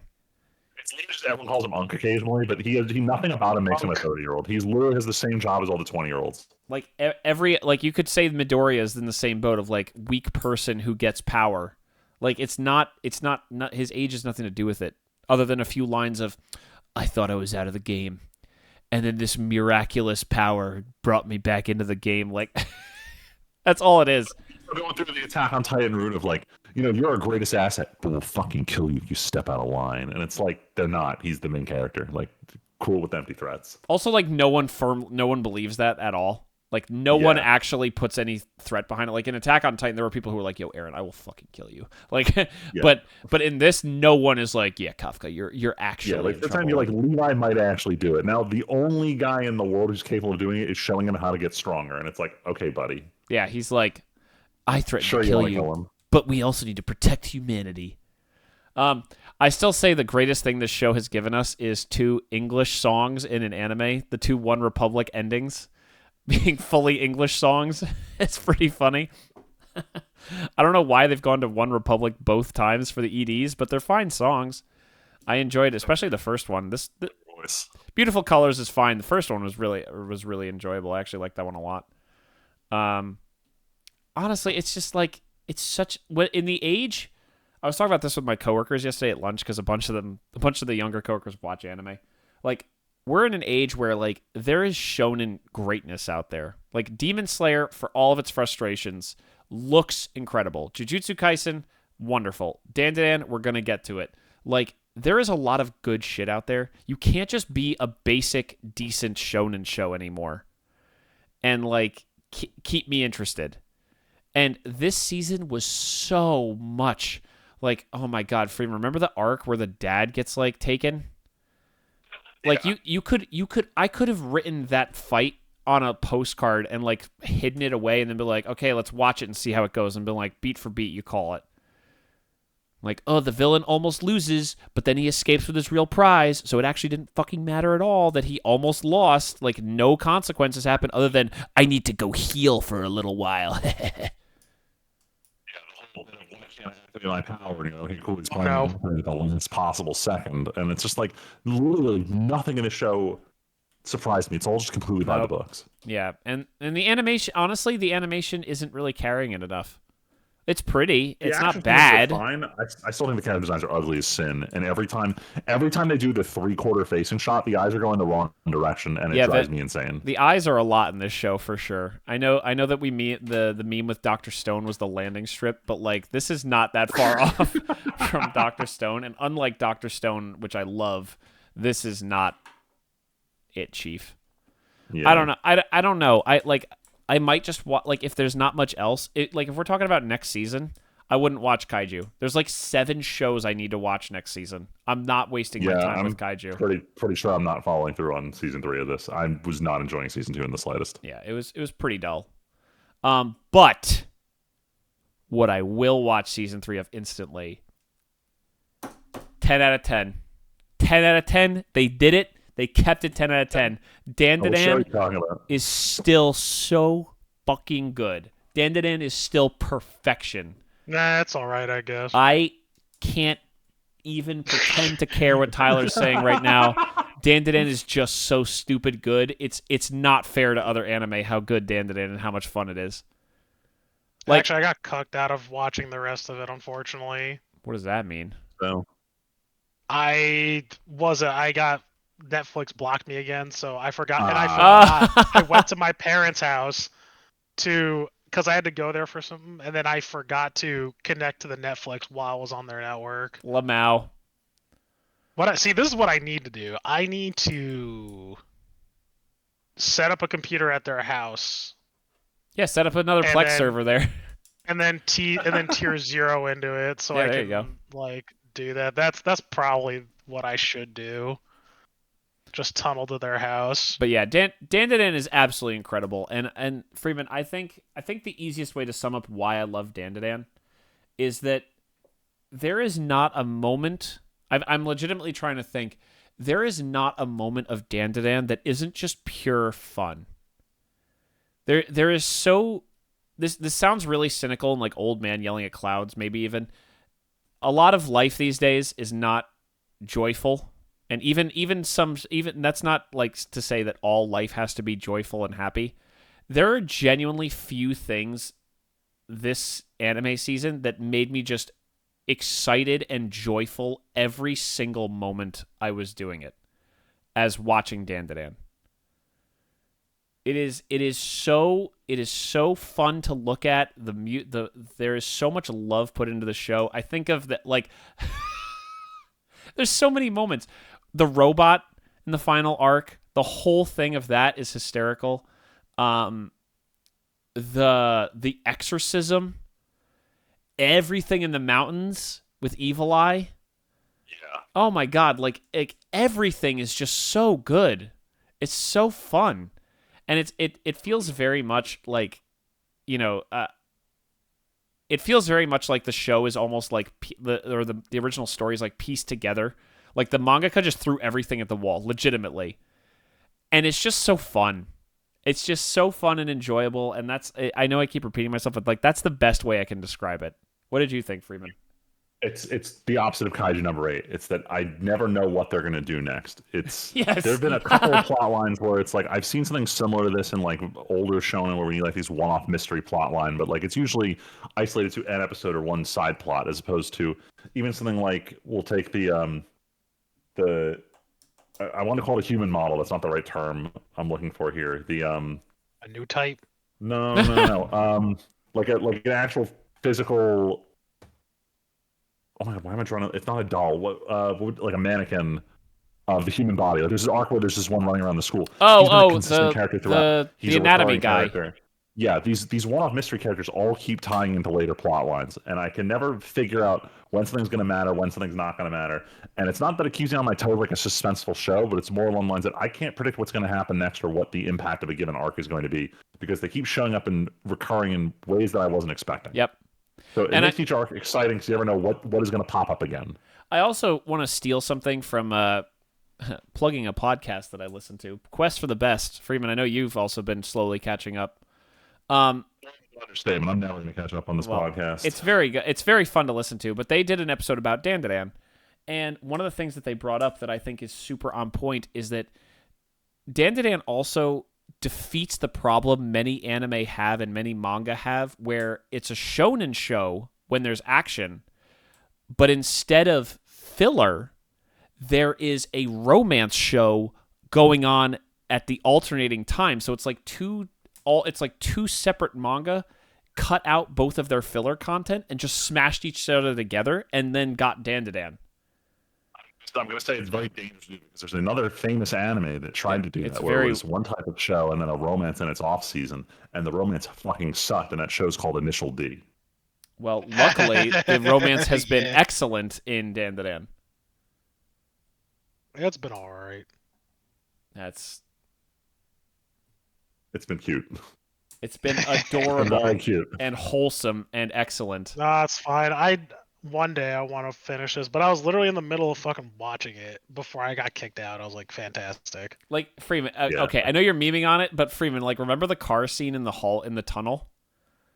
That whole it was good. It was executed well. The moments matter, and they're not completely disconnected from the core plot line overall. Also, the final shot of season 2 is absolutely a hysterical moment. Like the way it calls back is so perfect.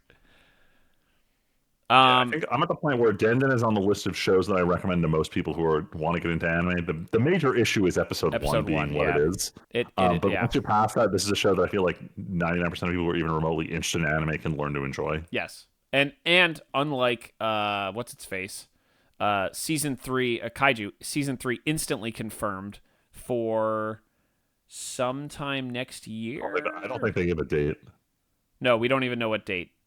But they confirm season 3 is in production, which is peak. Although, doesn't Science Sorrow have to do their Ghost in the Shell first? They have like 2 things lined up announced. I don't remember what it was. I'll pull it up They've real quick while I stall they for time. tried doing fucking Ghost in the Shell how many times since standalone complex and it's flopped every time. Well, clearly I- it wasn't standalone enough. They're doing Sanda this season, the show about the kid who can transform into Santa Claus and beat people up, which I want to start. Then they're doing Ghost in the Shell, and there's some other project. Then Dan season 3 with no known date. Also, for some reason, Dandadan isn't listed on their Mal page, even though it's confirmed season. If it's not Signed Sorrow, then GG, but... They have it on Wikipedia, list them for season 3. Oh, okay. Yeah, Ghost... I think it's because just there hasn't called... been an official press release. It is just called The Ghost in the Shell. I'm almost don't want to even give it a try because the last couple were so fucking terrible. But Tyler, the story at its core is so good. You have to keep trying. Technically speaking, the season 3 announcement didn't announce that Science Star is working on this. There's the possibility that they're not, but it's the assumption that they will. If they don't, I don't know what to do. I mean, it's the original story so good, but like Science Star's animation style works so fucking well. I'm going to derail us here real quick because I saw this really stupid article about it, but I'm sure everyone knows here. 100 Man Season 3 is off to a fucking terrible start. God, it is a direct continuation, staff and all, from Season 2, which was a disappointment. And now a lot of the animators are going on Twitter, or X, whatever, and answering like concerns that fans are lobbying at them, and they're trying to say, like, guys, you don't know how JC staff works. We're just a studio trying to get by. And it's like these kind of statements of like, yeah, that's cool and all, but like, you understand why One Punch Man is popular. It wasn't a show that just phoned it in. It was by a studio that cared and put a lot of hard work in it, and that's what we wanted from season 2. And you're saying, guys, don't criticize JC staff for not being able to do good stuff. JC staff doesn't ever do good stuff, is the argument they're using to defend why One Punch Man season 3 being dog shit is actually okay. And I can't stand it. Science Star is the kind of studio that does actually like put their heart and soul into what they do, and thankfully this is a Shonen Jump property, so they're probably going to just stick with what they do. But I don't know. There's so much possibility for them to like just drop the ball if they switch studios. Freeman, this last one's you. You were hyping it up. All right, cool. Yeah, so I alluded to it with the Blu-ray release, but Perfect Blue. For its 4K HD upscaling, they brought it to U.S. theaters for like a week. And originally I asked the boys here if they wanted to go see it, and then I looked at the airing times, and it was like 2 p.m. every day for a week. Yeah. So I snuck out and did it on my day off. Which is funny because there were alternate times at the AMC in Rockaway at later times. And I was like, this motherfucker, I think we showed up early, like Michelle and I. And I was like, couldn't wait. Couldn't wait. Honestly, I'd rewatch this. Well, I mean, obviously it's out of theaters now, but I would rewatch it. I really, really love this movie. The director Satoshi Kon has done several movies before he passed away that were all just absolute mindfucks. I know the three of us watched Paprika together. I still want to watch Tokyo Godfathers. But Perfect Blue was one of his earlier movies, so I was under the impression that, okay, maybe this is when he wasn't given free reign to do these absolute mindfucks. Maybe it'll be a little bit more under control. And it was, but I think it was just a way tighter story than even Paprika was. And I ended up really, really liking Perfect Blue. It is one of those psychological thrillers where you're not really sure what's real at any given point. And it made it super entertaining. It was also only like 90 minutes long, so it didn't overstay its welcome. Animation still holds up. It reminded me a lot of the animation from, I know any US viewers who watched the Digimon movie. The art style used in that was very similar to what was used in Perfect Blue. So very cool, very fluid. The music was also really nice. Yo, how does the Digimon movie come up in 2 different conversations today I had? Wait, how else did the Digimon movie come up today? I was at my boy's house, and he was showing me his VHS player, and he's like, yo, check this out. Fucking pulls out Digimon movie. No, that is just like, what amazing. Watch the Angela Anaconda Digimon special bit that came out with that movie. Dude. We didn't. He pulled it out, and we didn't get a chance to, because I was mostly there to see his new child finally for like the first time. And I was like, bro, I could see this anytime. I mean, granted, I could also see his kid whenever, but like, dang. Anyway, yeah, Perfect Blue, super good. Go watch it if you can. Go buy the 4K Blu-ray or whatever the fuck. Hopefully it comes to streaming somewhere. if not Yeah, Tim, already. you want to watch? I'll watch Perfect Blue. It's depressing. I love that shit, bro. I do know you love that shit. I do. I do. I mean, I'd probably be I say down. we watch it. Sure. I'm down to rewatch it. It was really Hell good. yeah. Anyway, let's move All on to right. some movies. Oh boy. Yeah. So one movie Yeah. after another. One movie after another. Let's start on one battle. We saw this one. Was it a week Was it ago already? last week? It was not last. Was Yeah, it it was really just last last week. week? No, Yeah. 2 weeks. No, you know what? Here, It was this 2 weeks ago. is why we use Letterboxd. Letterboxd. Regardless, we saw it since the last recording. This was a long movie. Yeah, it was 2 weeks ago. Yeah, I remember going and thinking this thing is almost 3 hours long. There better be some like crazy plot line that demands it being 3 hours long, or I'm gonna feel like this drags. And unfortunately, I don't think the plot like necessitated a 3-hour movie. It was certainly well shot. There's this long sequence where the sanctuary city is under siege by effectively ICE agents, and it was really cool, really well shot. Everything with like Benicio del Toro, and it was really, really good. I just don't think the plot was all there.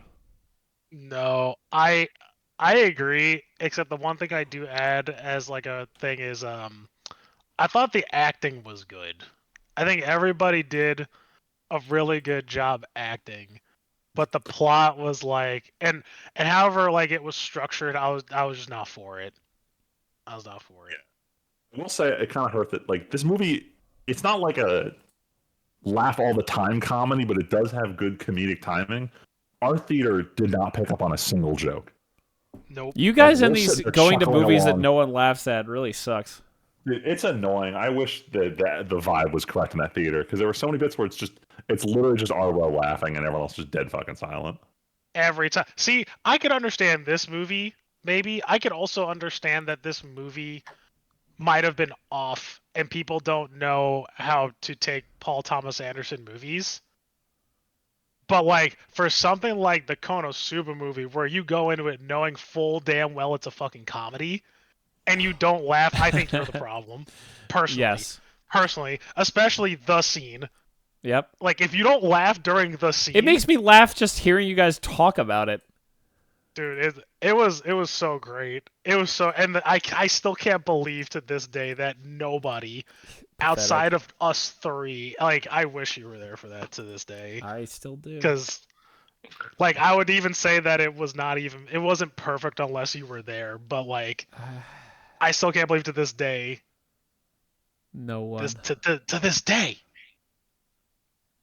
But yeah, I didn't like overall. I didn't like it. I left the theater not liking it, and I think I caught this on the last podcast. But I watched Boogie Nights, another Paul Thomas Anderson movie, before going here, and I also liked There Will Be Blood, and I'm like, it just didn't hit with me.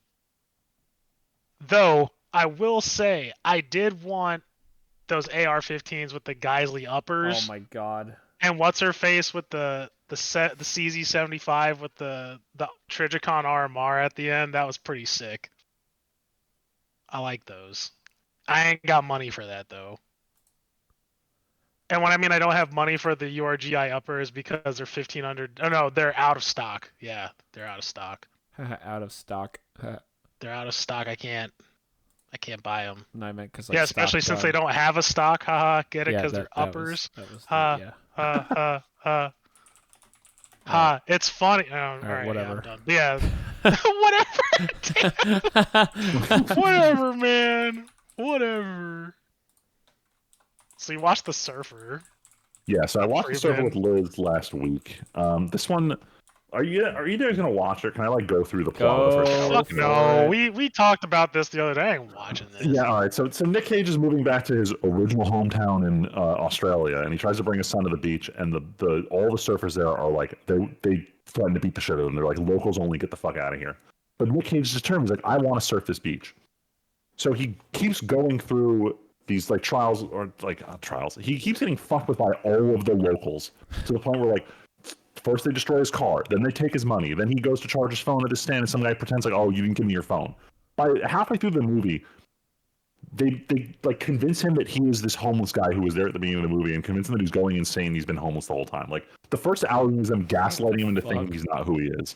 It was a weird mind fuck until the last like third of the movie where he realizes he's not the homeless guy, and then he goes to like just kill someone, and then it turns into this whole critique of like the whole alpha male training camps and all like. It was a weird ass movie. Definitely a unique Nick Cage project. I understand why he worked on it. He was stellar in it. But it was such a weird fucking movie. I don't know if I'd recommend this to people. It was an experience. It was an experience. It was, I don't know. Like, now, was it a different kind of experience, or was it like a Mandy experience? Have you seen Mandy? I haven't seen Mandy. That's an experience, but I love that though. It was weird though. Like, for the first hour, I was like, I don't know if I like this movie. It was just watching like Nick Cage get fucked with, and then you, the viewer, not being sure if he's being fucked with at all or not because of the way it was shot. So like, I'll commend the movie for that, but still super goofy. Minus points because despite being called the surfer, he doesn't actually surf in this. You see him finally going out to surf at the end of the movie, and then they cut before he surfs. So it's like kind of annoying. Also, character doesn't have a name. The subtitles refer to him as the surfer when he's talking. Amazing. So phenomenal. Tyler, I forget, you were there. You were paying attention when I said why that was so funny to me, because Freeman's description, I interpreted it the wrong way, right? Wait, now when he was telling us about this at your house, Freeman was like, "Oh yeah, he doesn't surf in the movie," and I started laughing because I'm like, "Oh, I thought you meant it's all stunt doubles doing." Yeah, because he's not actually. I thought that was the line, but I was like, "Yeah, that's what I was saying." It was like, "Oh, I thought you were saying it's all stunt doubles who are doing the surfing for him, not that he's not, and that Nick Cage doesn't get on a surfboard." I don't see his character surf, and like right at the end where he's going to cut it, so it was kind of annoying. That's fucking funny. Yeah, but speaking of Saturday night, we ended up watching another movie that night. After you guys got to have fun. Yeah, we did. Wow. What do you? You got to have you watched a movie literally the next day without me. Oh, shut the fuck up! That's not the same thing. What? What? It's not the same. You chose not to come. You had no child-related obligations taking you away from the movie. Quoting Leslie, I was not a baby bitch boy about it because I don't care. What? So you just admitted you don't care? I don't. Oh my god. I did not comment. No, I gave. No, yes, I gave you did. I thought it was funny. What are you talking about? No, I thought it was funny. I said it as a joke. I did. I don't care. Because I see the reason why I wasn't affected by. Nope. Nope. I can't say that here. I can't say what I was gonna say here because that reveals too many things. So I'm just gonna say no. I actually did not care that you guys watched Ponyo without me. I don't give a fuck. I had no interest in seeing that movie anyway. Anyway, for the first movie that we saw without Tim was What We Do in the Shadows. I was going to say, go back to that movie. Right. We watched What We Do in the Shadows. I love that movie. It's a very different movie than Ponyo. This movie was really funny. It was very stupid, but it was very funny. It was so fucking stupid. This is you could tell this is Taika Waititi humor. Oh, for sure. It was super obvious he was having a great time making this movie. Oh yeah. That fucking dude, I love this. I might. It's like Tim. That you like Shaun of the Dead, right? If I'm not mistaken. Yeah, I love it, and I like the What We Do in the Shadows TV show. Okay, see, you didn't watch the movie, right? Nope. If you loved the show, apparently Liz said you should watch the movie. I believe it. But I put this as literally the same kind of comedy and just as funny as Shaun of the Dead. Wow. Yeah, which for me, big praise. Yes. Big praise. I feel like that's a big compliment for me. Like I was laughing, like almost every scene I was laughing, like pretty hysterical. Huh. And it's also got it's got like that same feel. Like I love the watching just degenerates doing degenerate shit. And like they're just fucking stupid and I love it. Like they're like one spoiler which I think is funny is like they try to go to a club but it's like we can't get in because we have to be invited in because we're vampires. I'm just like, dude, what the fuck? Oh man, it's funny. It's any scene where they're flying, like it was a little campy. You could super duper see that. Oh, they're definitely on wires this bit. But anytime they had to suddenly start flying, it was fucking hilarious. I loved it. Yeah, that's good. So you should watch it, viewers. If you haven't seen this movie, it's spooky season. As I'm about to get into part 2 later of this, you know, you should watch this movie. It's worth it. I'm so upset that I've gone this long without seeing this movie. I liked it that much. But yeah, what'd you guys think of Ponyo? Ponyo, yeah. So one of the Ponyo. later Miyazaki directed Ghibli films. This was pretty good. It was very pretty. All of the water animation in this movie was beautiful. Very like watercolory, big, bold water. Not trying to like be realistic water. Oh yeah, no, it was artsy fartsy, very artistic crazy. It water. wasn't like super clear water bubbles, anything you'd see in Demon Slayer kind of. It was very Not like the big foamy crashing waves, just like very animated movement. A lot more about the movement of the water. Yeah. Looked really cool. Plot, I feel like with most Ghibli movies, like the plot isn't the most like concrete, hard details. You're sitting there guessing. It's not like no, it was a very simple, easy to follow story that looked very pretty.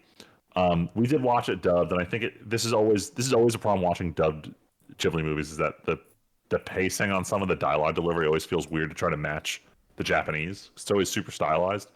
Come inside. Same Okay, kind of thing Mom. here. Yeah, like almost like cutting each other off in their sentences. Anytime Liam Neeson had to talk, his tempo was all over the place. He also was hi, he was doggy. like mixed quiet. Yeah, he was weird. My children, my Hearing daughter, you Betty- gotta get her out. No, don't run. Hearing Betty White in the anime movie was also threw me for Betty a loop. White is in Ponyo. What the fuck? She's an old Yeah. woman in a retirement home. That's wild. I'm trying to think of what like Tina Fey plays the mom or something. It was an think interesting cast. Overall, good movie though. I think Ponyo in goldfish form in the opening scenes is in the running for my favorite Ghibli mascot-esque character. So you think I should watch it? I've actually never seen it before. What other Ghibli movies have you seen and liked? What did I just watched Nausicaa. That was okay. I've still never seen Nausicaa. Princess Still haven't seen Mononoke, Nausicaa. 5-star and a like, obviously. Still never seen it. Did you watch Totoro? Yes, I did. Also Did you never like saw Totoro? Yeah, that was alright. All right, you'll like Ponyo then. Alright. I like how I'll you guys say I rattle like- off all the Ghiblis I haven't watched yet, and like we skipped all the ones that I have watched. Oh yeah, I've seen this. Yo, Kiki's Delivery Service. I also watched for the first time. I think a couple years ago. What do you I think like of that? If you I like like that, I think a lot like Ponyo Freeman. I actually Kiki's is like my Okay. least favorite. I haven't seen Kiki, so I can't comment on whether Kiki's I like wasn't a huge fan of, and Ponyo I would think I was like slightly higher. But Kiki's Yo, is have like you the lowest of mine. seen Spirited Away. Tim? Yes, Spirited Away is my top. That's a fucking banger. Yeah, we were talking about this a whole lot. To watch it again. Howls is like I my saw it number in 2. theater. Howls is my number 2. Val's number 1 is Howls by like a lot. I think Spirited Away is actually back in theaters next week or something. There's always Oh, the Ghibli nice. Fest. It feels like Ghibli Fest has been going on for 10 years now, where they just keep rotating in a Ghibli movie. I'll say they have enough. Every month can be fucking Ghibli Fest. When we were Just living in release a movie Ohio, every I month. remember seeing signs at the movie theater there for fucking Ghibli Fest. Yeah, I think this is. I think when I was doing the final count, I've seen like 4 of them: Spirited Away, Howls, this, and Kiki's, and like this is above Kiki's but below the other 2. But I think it's also because like this is the kid friendly one. Like this is the one I would show Henry. The first Ghibli I would show Henry is Ponyo right now. Oh no, is it only showing tomorrow and then it's out of it's out of theaters after That's tomorrow. whatever. I mean, they're gorgeous movies, but it's not like I have to go see them in theaters. I thought it looked great on my TV, Freeman. I mean, it's not like it was like. I mean, Oh, no, obviously, it'll be fine. I'm just very much in the. So I got AMC stub, so I'm trying to. yeah, you start have going to that reasons. movie every week. Yeah, no. Meanwhile, Val and I spent $100 on the upcoming movie theater tickets for Back to the Future IMAX and Chainsaw IMAX. Oh yeah, spoilers, everyone. We're gonna have a Chainsaw Man, me and Freeman IMAX review in 2 weeks. That's gonna be a fucking banger. I hope. It's gonna be cool. I'm so excited for the I'm movie. also seeing it the same day you are. Oh, you actually are gonna go see it. We're going on Friday. Yeah, I said I was gonna see it. Well, you never told us your plans. You just said I'm not coming all the way to Garden Yeah. State at 10 p.m. and then that was the end of it. Yeah, so I went. So I'm going with. So remember the last time? Remember? Actually, it's really funny how it played out. Damn, I'm gonna sound like a dick. I'm not gonna lie. Whoops. So the same group of friends I went with, because you guys went For to Demon Slayer? Demon Slayer. So I'm just going with those same two guys from work. Hell yeah. Are you seeing an IMAX? Yeah, Hell yeah, dude. yeah. It's gonna be amazing. Yeah, I'm really excited. But anyway, before we go, hold on. We don't have a game section. No. Hold Oh, on. let's do Tyler one has more been in movie. spooky Let's do one more season movie. I movies. want to add something else in here for games, but I'll talk about it after movies. Go ahead, Tyler. Oh, wait, My I movies. didn't put games either. Hold on. Oh my I mean, God, I we're played already at 2 games, hours. but- Jesus. I just Yeah. wanted to say it's one gonna be fun short. thing. We say this so many times. That's why I'm rapid firing my spoopy season part 2. So it started. So this is gonna sound not relevant because it's not spoopy, but I watched Eastern Promises, directed by David Cronenberg, and I was like, this guy's known for doing scary movies. Like, why don't I watch those? Because like apparently those are really good, and I liked Eastern Promises. Fun fact for all you ladies out there: you see Viggo Mortensen's penis in Eastern Promises. So He's Pinar in this movie. you do, you do. He fights naked Oh boy. in a bathhouse. It's like a very famous scene from this movie. But overall, the movie is really good. Highly recommended if you like crime thrillers. But I watched They Live because of the memes. I watched the first David Cronenberg movie, Scanners. What else? Scanners, Videodrome, which I liked a lot. I liked Videodrome a lot. The Dead Zone, which was very tame. I was kind of surprised because it's David Cronenberg who directed, and he's adapting a Stephen King book, and it was nowhere near the amount of weird I was expecting, and I was very disappointed. Uh, watched The Fly. Never saw The Fly before. Nice. Yeah. Did you already know the plot of it going into it? So I actually, you know what's funny? I didn't know the plot. Like I saw the synopsis for it, and I was like, "Is this where the trope where the fly sneaks into the whatever and it morphs them?" And I'm like, "Oh, this is exactly what that is." So I've seen it used, that device used in a bunch of other shit, right? Because it's been memed to all the hell. But I wasn't a big fan of it. I thought like everybody was a little weird. Establishing like plot lines were very just kind of dumb. Like what's his face? Why am I forgetting his name? Jeff Goldblum's character, like it starts the movie with him and he walks up to this chick and he's like, "Hey, you want to come check out my very earth-shattering thing? Like let me show you." And I understand like it's probably supposed to be his character or whatever, but like it was weird. It was so weird. It was very cringy. Then I watched Dead Ringers with Jeremy Irons, and I gotta say, that was like some really good acting. Like Jeremy Irons is a fucking all-star. Good God. I think the movie overall was okay, but Jeremy Irons, like, whew, he was really good. Like after seeing Sinners, yo, move over Michael B. Jordan, bro. Fucking Jeremy Irons, because he plays a set of twins in this movie too. Oh, really? Yeah. So they do the whole twins thing, where, funny enough, one is more confident while the other is like more of a sweetheart, but like has a dark side. Like it is the same thing. Mickey 17. Yes, or Mickey Like was he 17. like was he who's better at it? Oh, like out of all of them, Yeah, like who do you think did the best like twins in a movie act? I think Jeremy Irons did. Jeremy, like it's kind of hard between like, and that's not even me because like I think all of them were actually really good. I think Michael B. Jordan was good. I think uh oh my God, what is his name? Not Jeremy Irons. Mickey 17. Fuck. Whatever. He's also really good. Robert Pattinson. There you go. I think Robert Pattinson is good.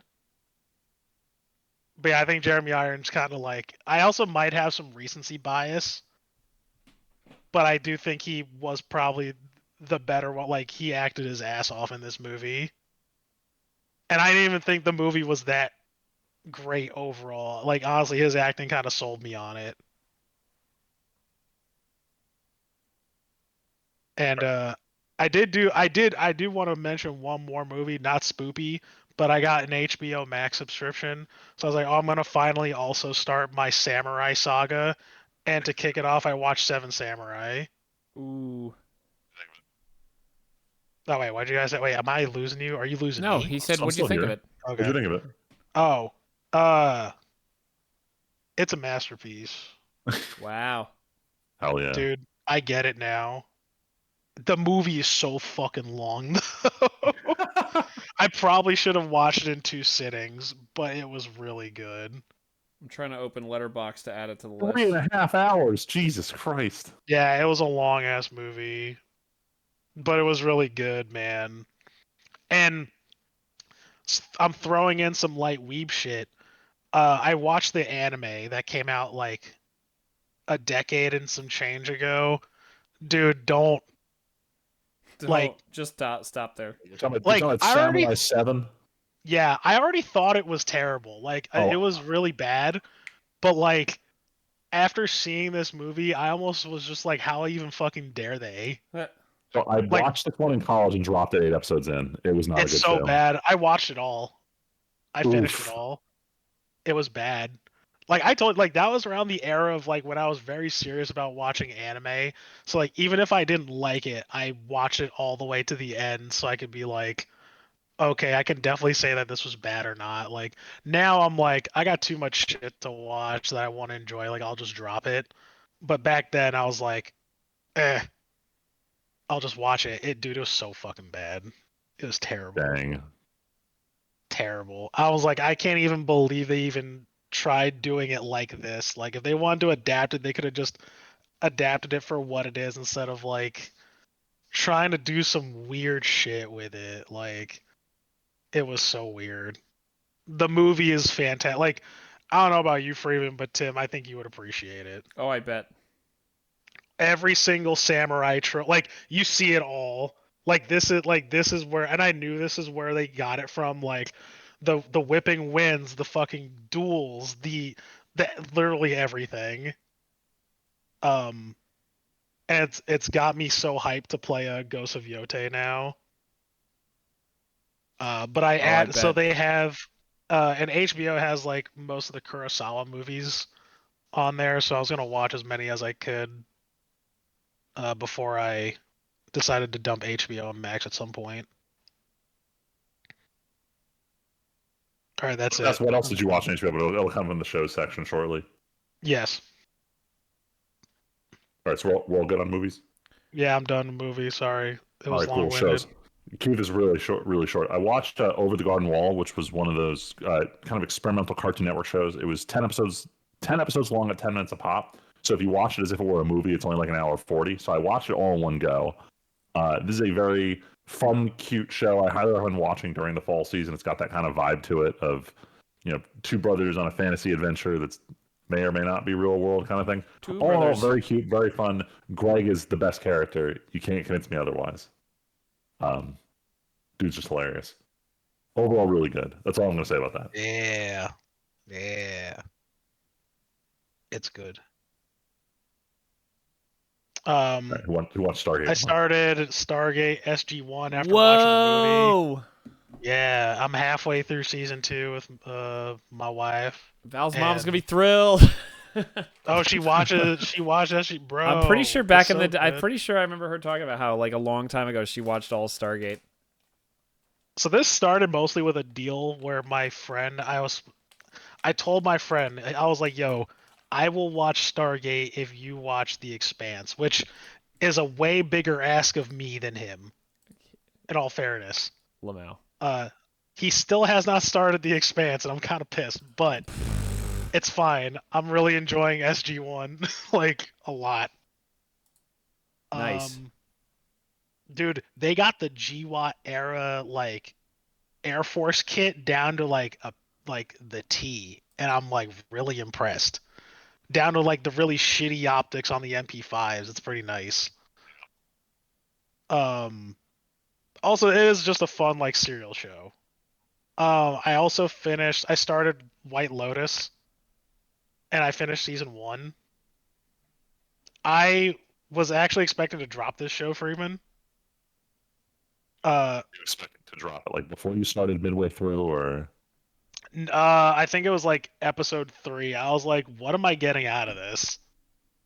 Like, I don't care. I'm like, sometimes I'm chuckling, right? Uh, but then I was like, I'm really interested in seeing how this character is gonna die. yeah, And then I get to the end, I'm like, oh, they threw a curveball my way, and it is not who they said it was probably going to be, or who you made you think at the beginning of the season, which is, I guess, maybe a spoiler, yeah. possibly. For listeners who don't know, White Lotus always opens with you know that someone dies, and this show is just finding out who dies and how it plays out. Even though, for the most part, a lot of the death is contained in the final episode of every season, and this is just like an ongoing trend with it.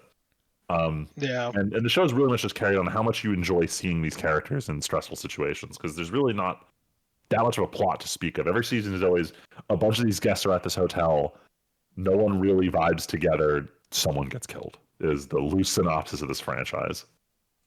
Yeah, I learned by the end of it. I realized, I think, why I ended up sticking with it. And it's because of that. I think it's because of the character, like the character writing and the interactions, and how like I liked the conflictness of myself of like these people, most at least minus Alexandra Daddario. I think she is the most objectively like what you would say good character. Yeah, But most of the characters in the show, you're like, okay, I can totally understand why the fuck they're crashing out, or like why they're acting this way. Like, I'm not gonna lie, like Armand's a fucking ass, but like as someone who worked hotel adjacent, I was like, man, I totally get this guy. I feel this dude's pain. So it made it interesting. But yeah, that's what I wanted to comment on at least, and I will continue to watch it. I think it's an interesting concept. I'm curious what your thoughts are with each season, because like the way I rank it is, I think season 2 is my favorite, then season 1, then season 3 I like the least. Yeah, I heard a lot of good things about season 2. 2 definitely has a more overall cohesive plot line and plays a lot better with like the guests at the hotel interacting with each other and getting caught up in each other's plot lines. Whereas like 1 and 3, a lot of them stay pretty independent. There's a little bit of crossover on the plot lines. Gotcha. Yeah, I'm down. I will be letting you know and the listeners because I'm sure they're all very curious. You play Pokemon Snap? Oh, sorry. Yeah. I thought you were to do some surprise real shows in here. Yeah. So I played, and I hate the fucking naming scheme because they didn't learn their lesson with new Super Mario Brothers. I played a new Pokemon Snap, which I didn't realize it's already been 4 years since this game came out. Listeners, I know I said I wasn't going to buy any more Pokemon games, and I didn't. I'm borrowing this game from someone who already bought it. And I will say, I really, really like new Pokemon Snap. It captures the same feeling I had playing Pokemon Snap on N64, but they've evolved it. Like I don't know how many maps are in the game, but like each map has a day, a night, and then a special bonus stage, and the bonus stage captures all the same feeling I got that first time you go on the Mew stage for N64. So they took all the things that felt good about original Pokemon Snap. They've already changed up to the point where when you go on a route, it's not always the same each time, and the more you do it, the more you level up the stage, the more stuff gets added onto it. So they've added a lot of replayability on each course. On original Pokemon Snap, it was you run through the course, you run it again when you get the apple, you run again when you get the Pester Ball. And those were your 3 things. I only just got the apple, and I've already run through multiple times on the day, night, and then bonus course, just because it keeps changing. There's new Pokemon on different runs, so you're not always sure if you're going to get the shot you wanted, the Pokemon you wanted, and it was going to be there. I don't know if there's necessarily a good thing. I'm trying to figure out if there's a way to like skip ahead to the end of the stage if you're done, versus just like having to take 80 photos of the sky just to end it. But overall, it was really, so far from the stage I played, super well done. I'm very excited. It's a fun little game to hop in, play for 5 minutes because you do one run, judge your photos, and get out of there. So overall, enjoying it. We'll probably finish this game at some point. But overall, I really like it. All right. And then Tim, was there something you wanted to talk about in games? I literally just wanted to bring up that we're doing Space Marine 2 co-op, and that there's been a bunch of comments about how much fun it is watching us do it, and that it's been very fun to play, and that's ongoing.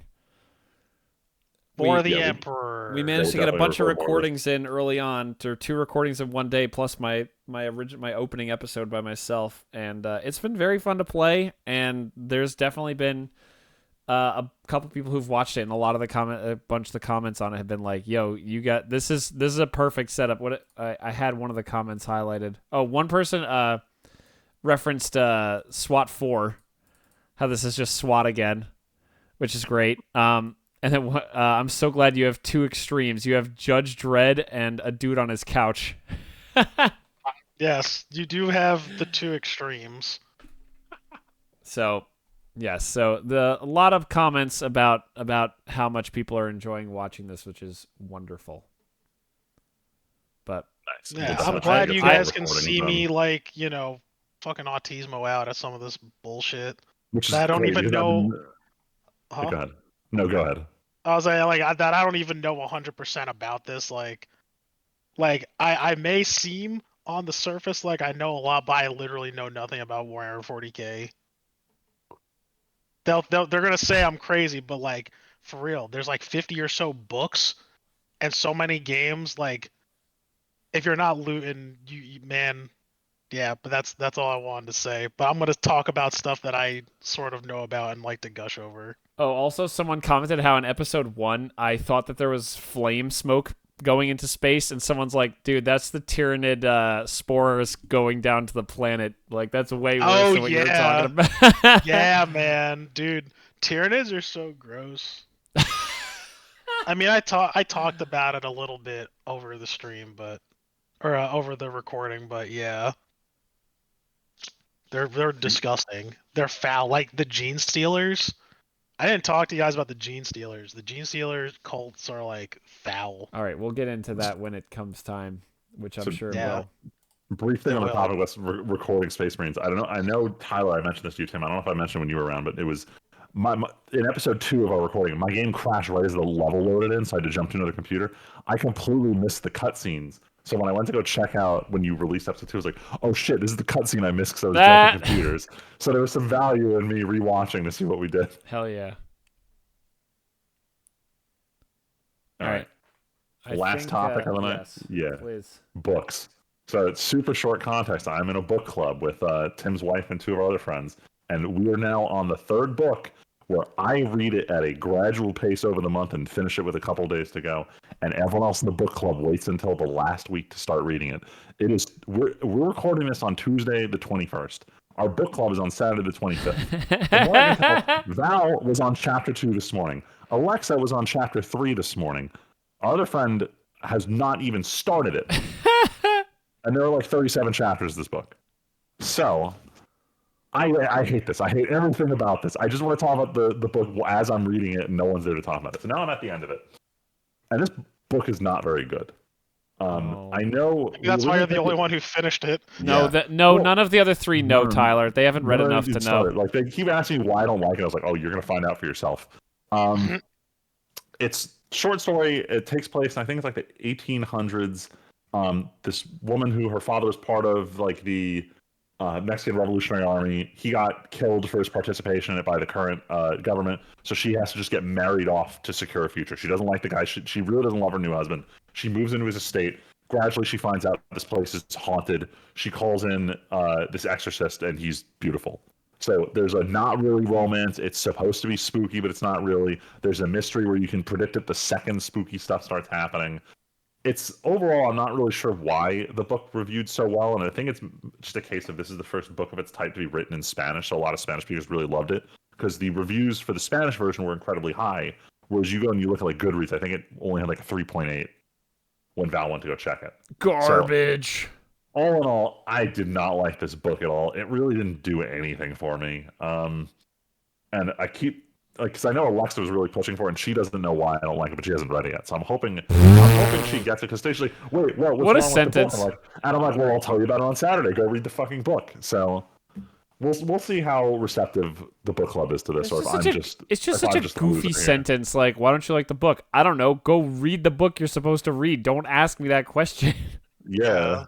It's a book club. We're supposed to talk about why it's good or bad, or why I like it, or why I think it's bad. Maybe you'll like it because nope. And speaking of talking, we're done talking. Damn, all right. Yes, Mom. we're at 2 hours 20 minutes. You want to keep going? I want to go to sleep. Yeah, why not? Why not filibuster All right. this, bro? Thanks for listening, everybody. We'll be back next time thanks with. for talking. We'll.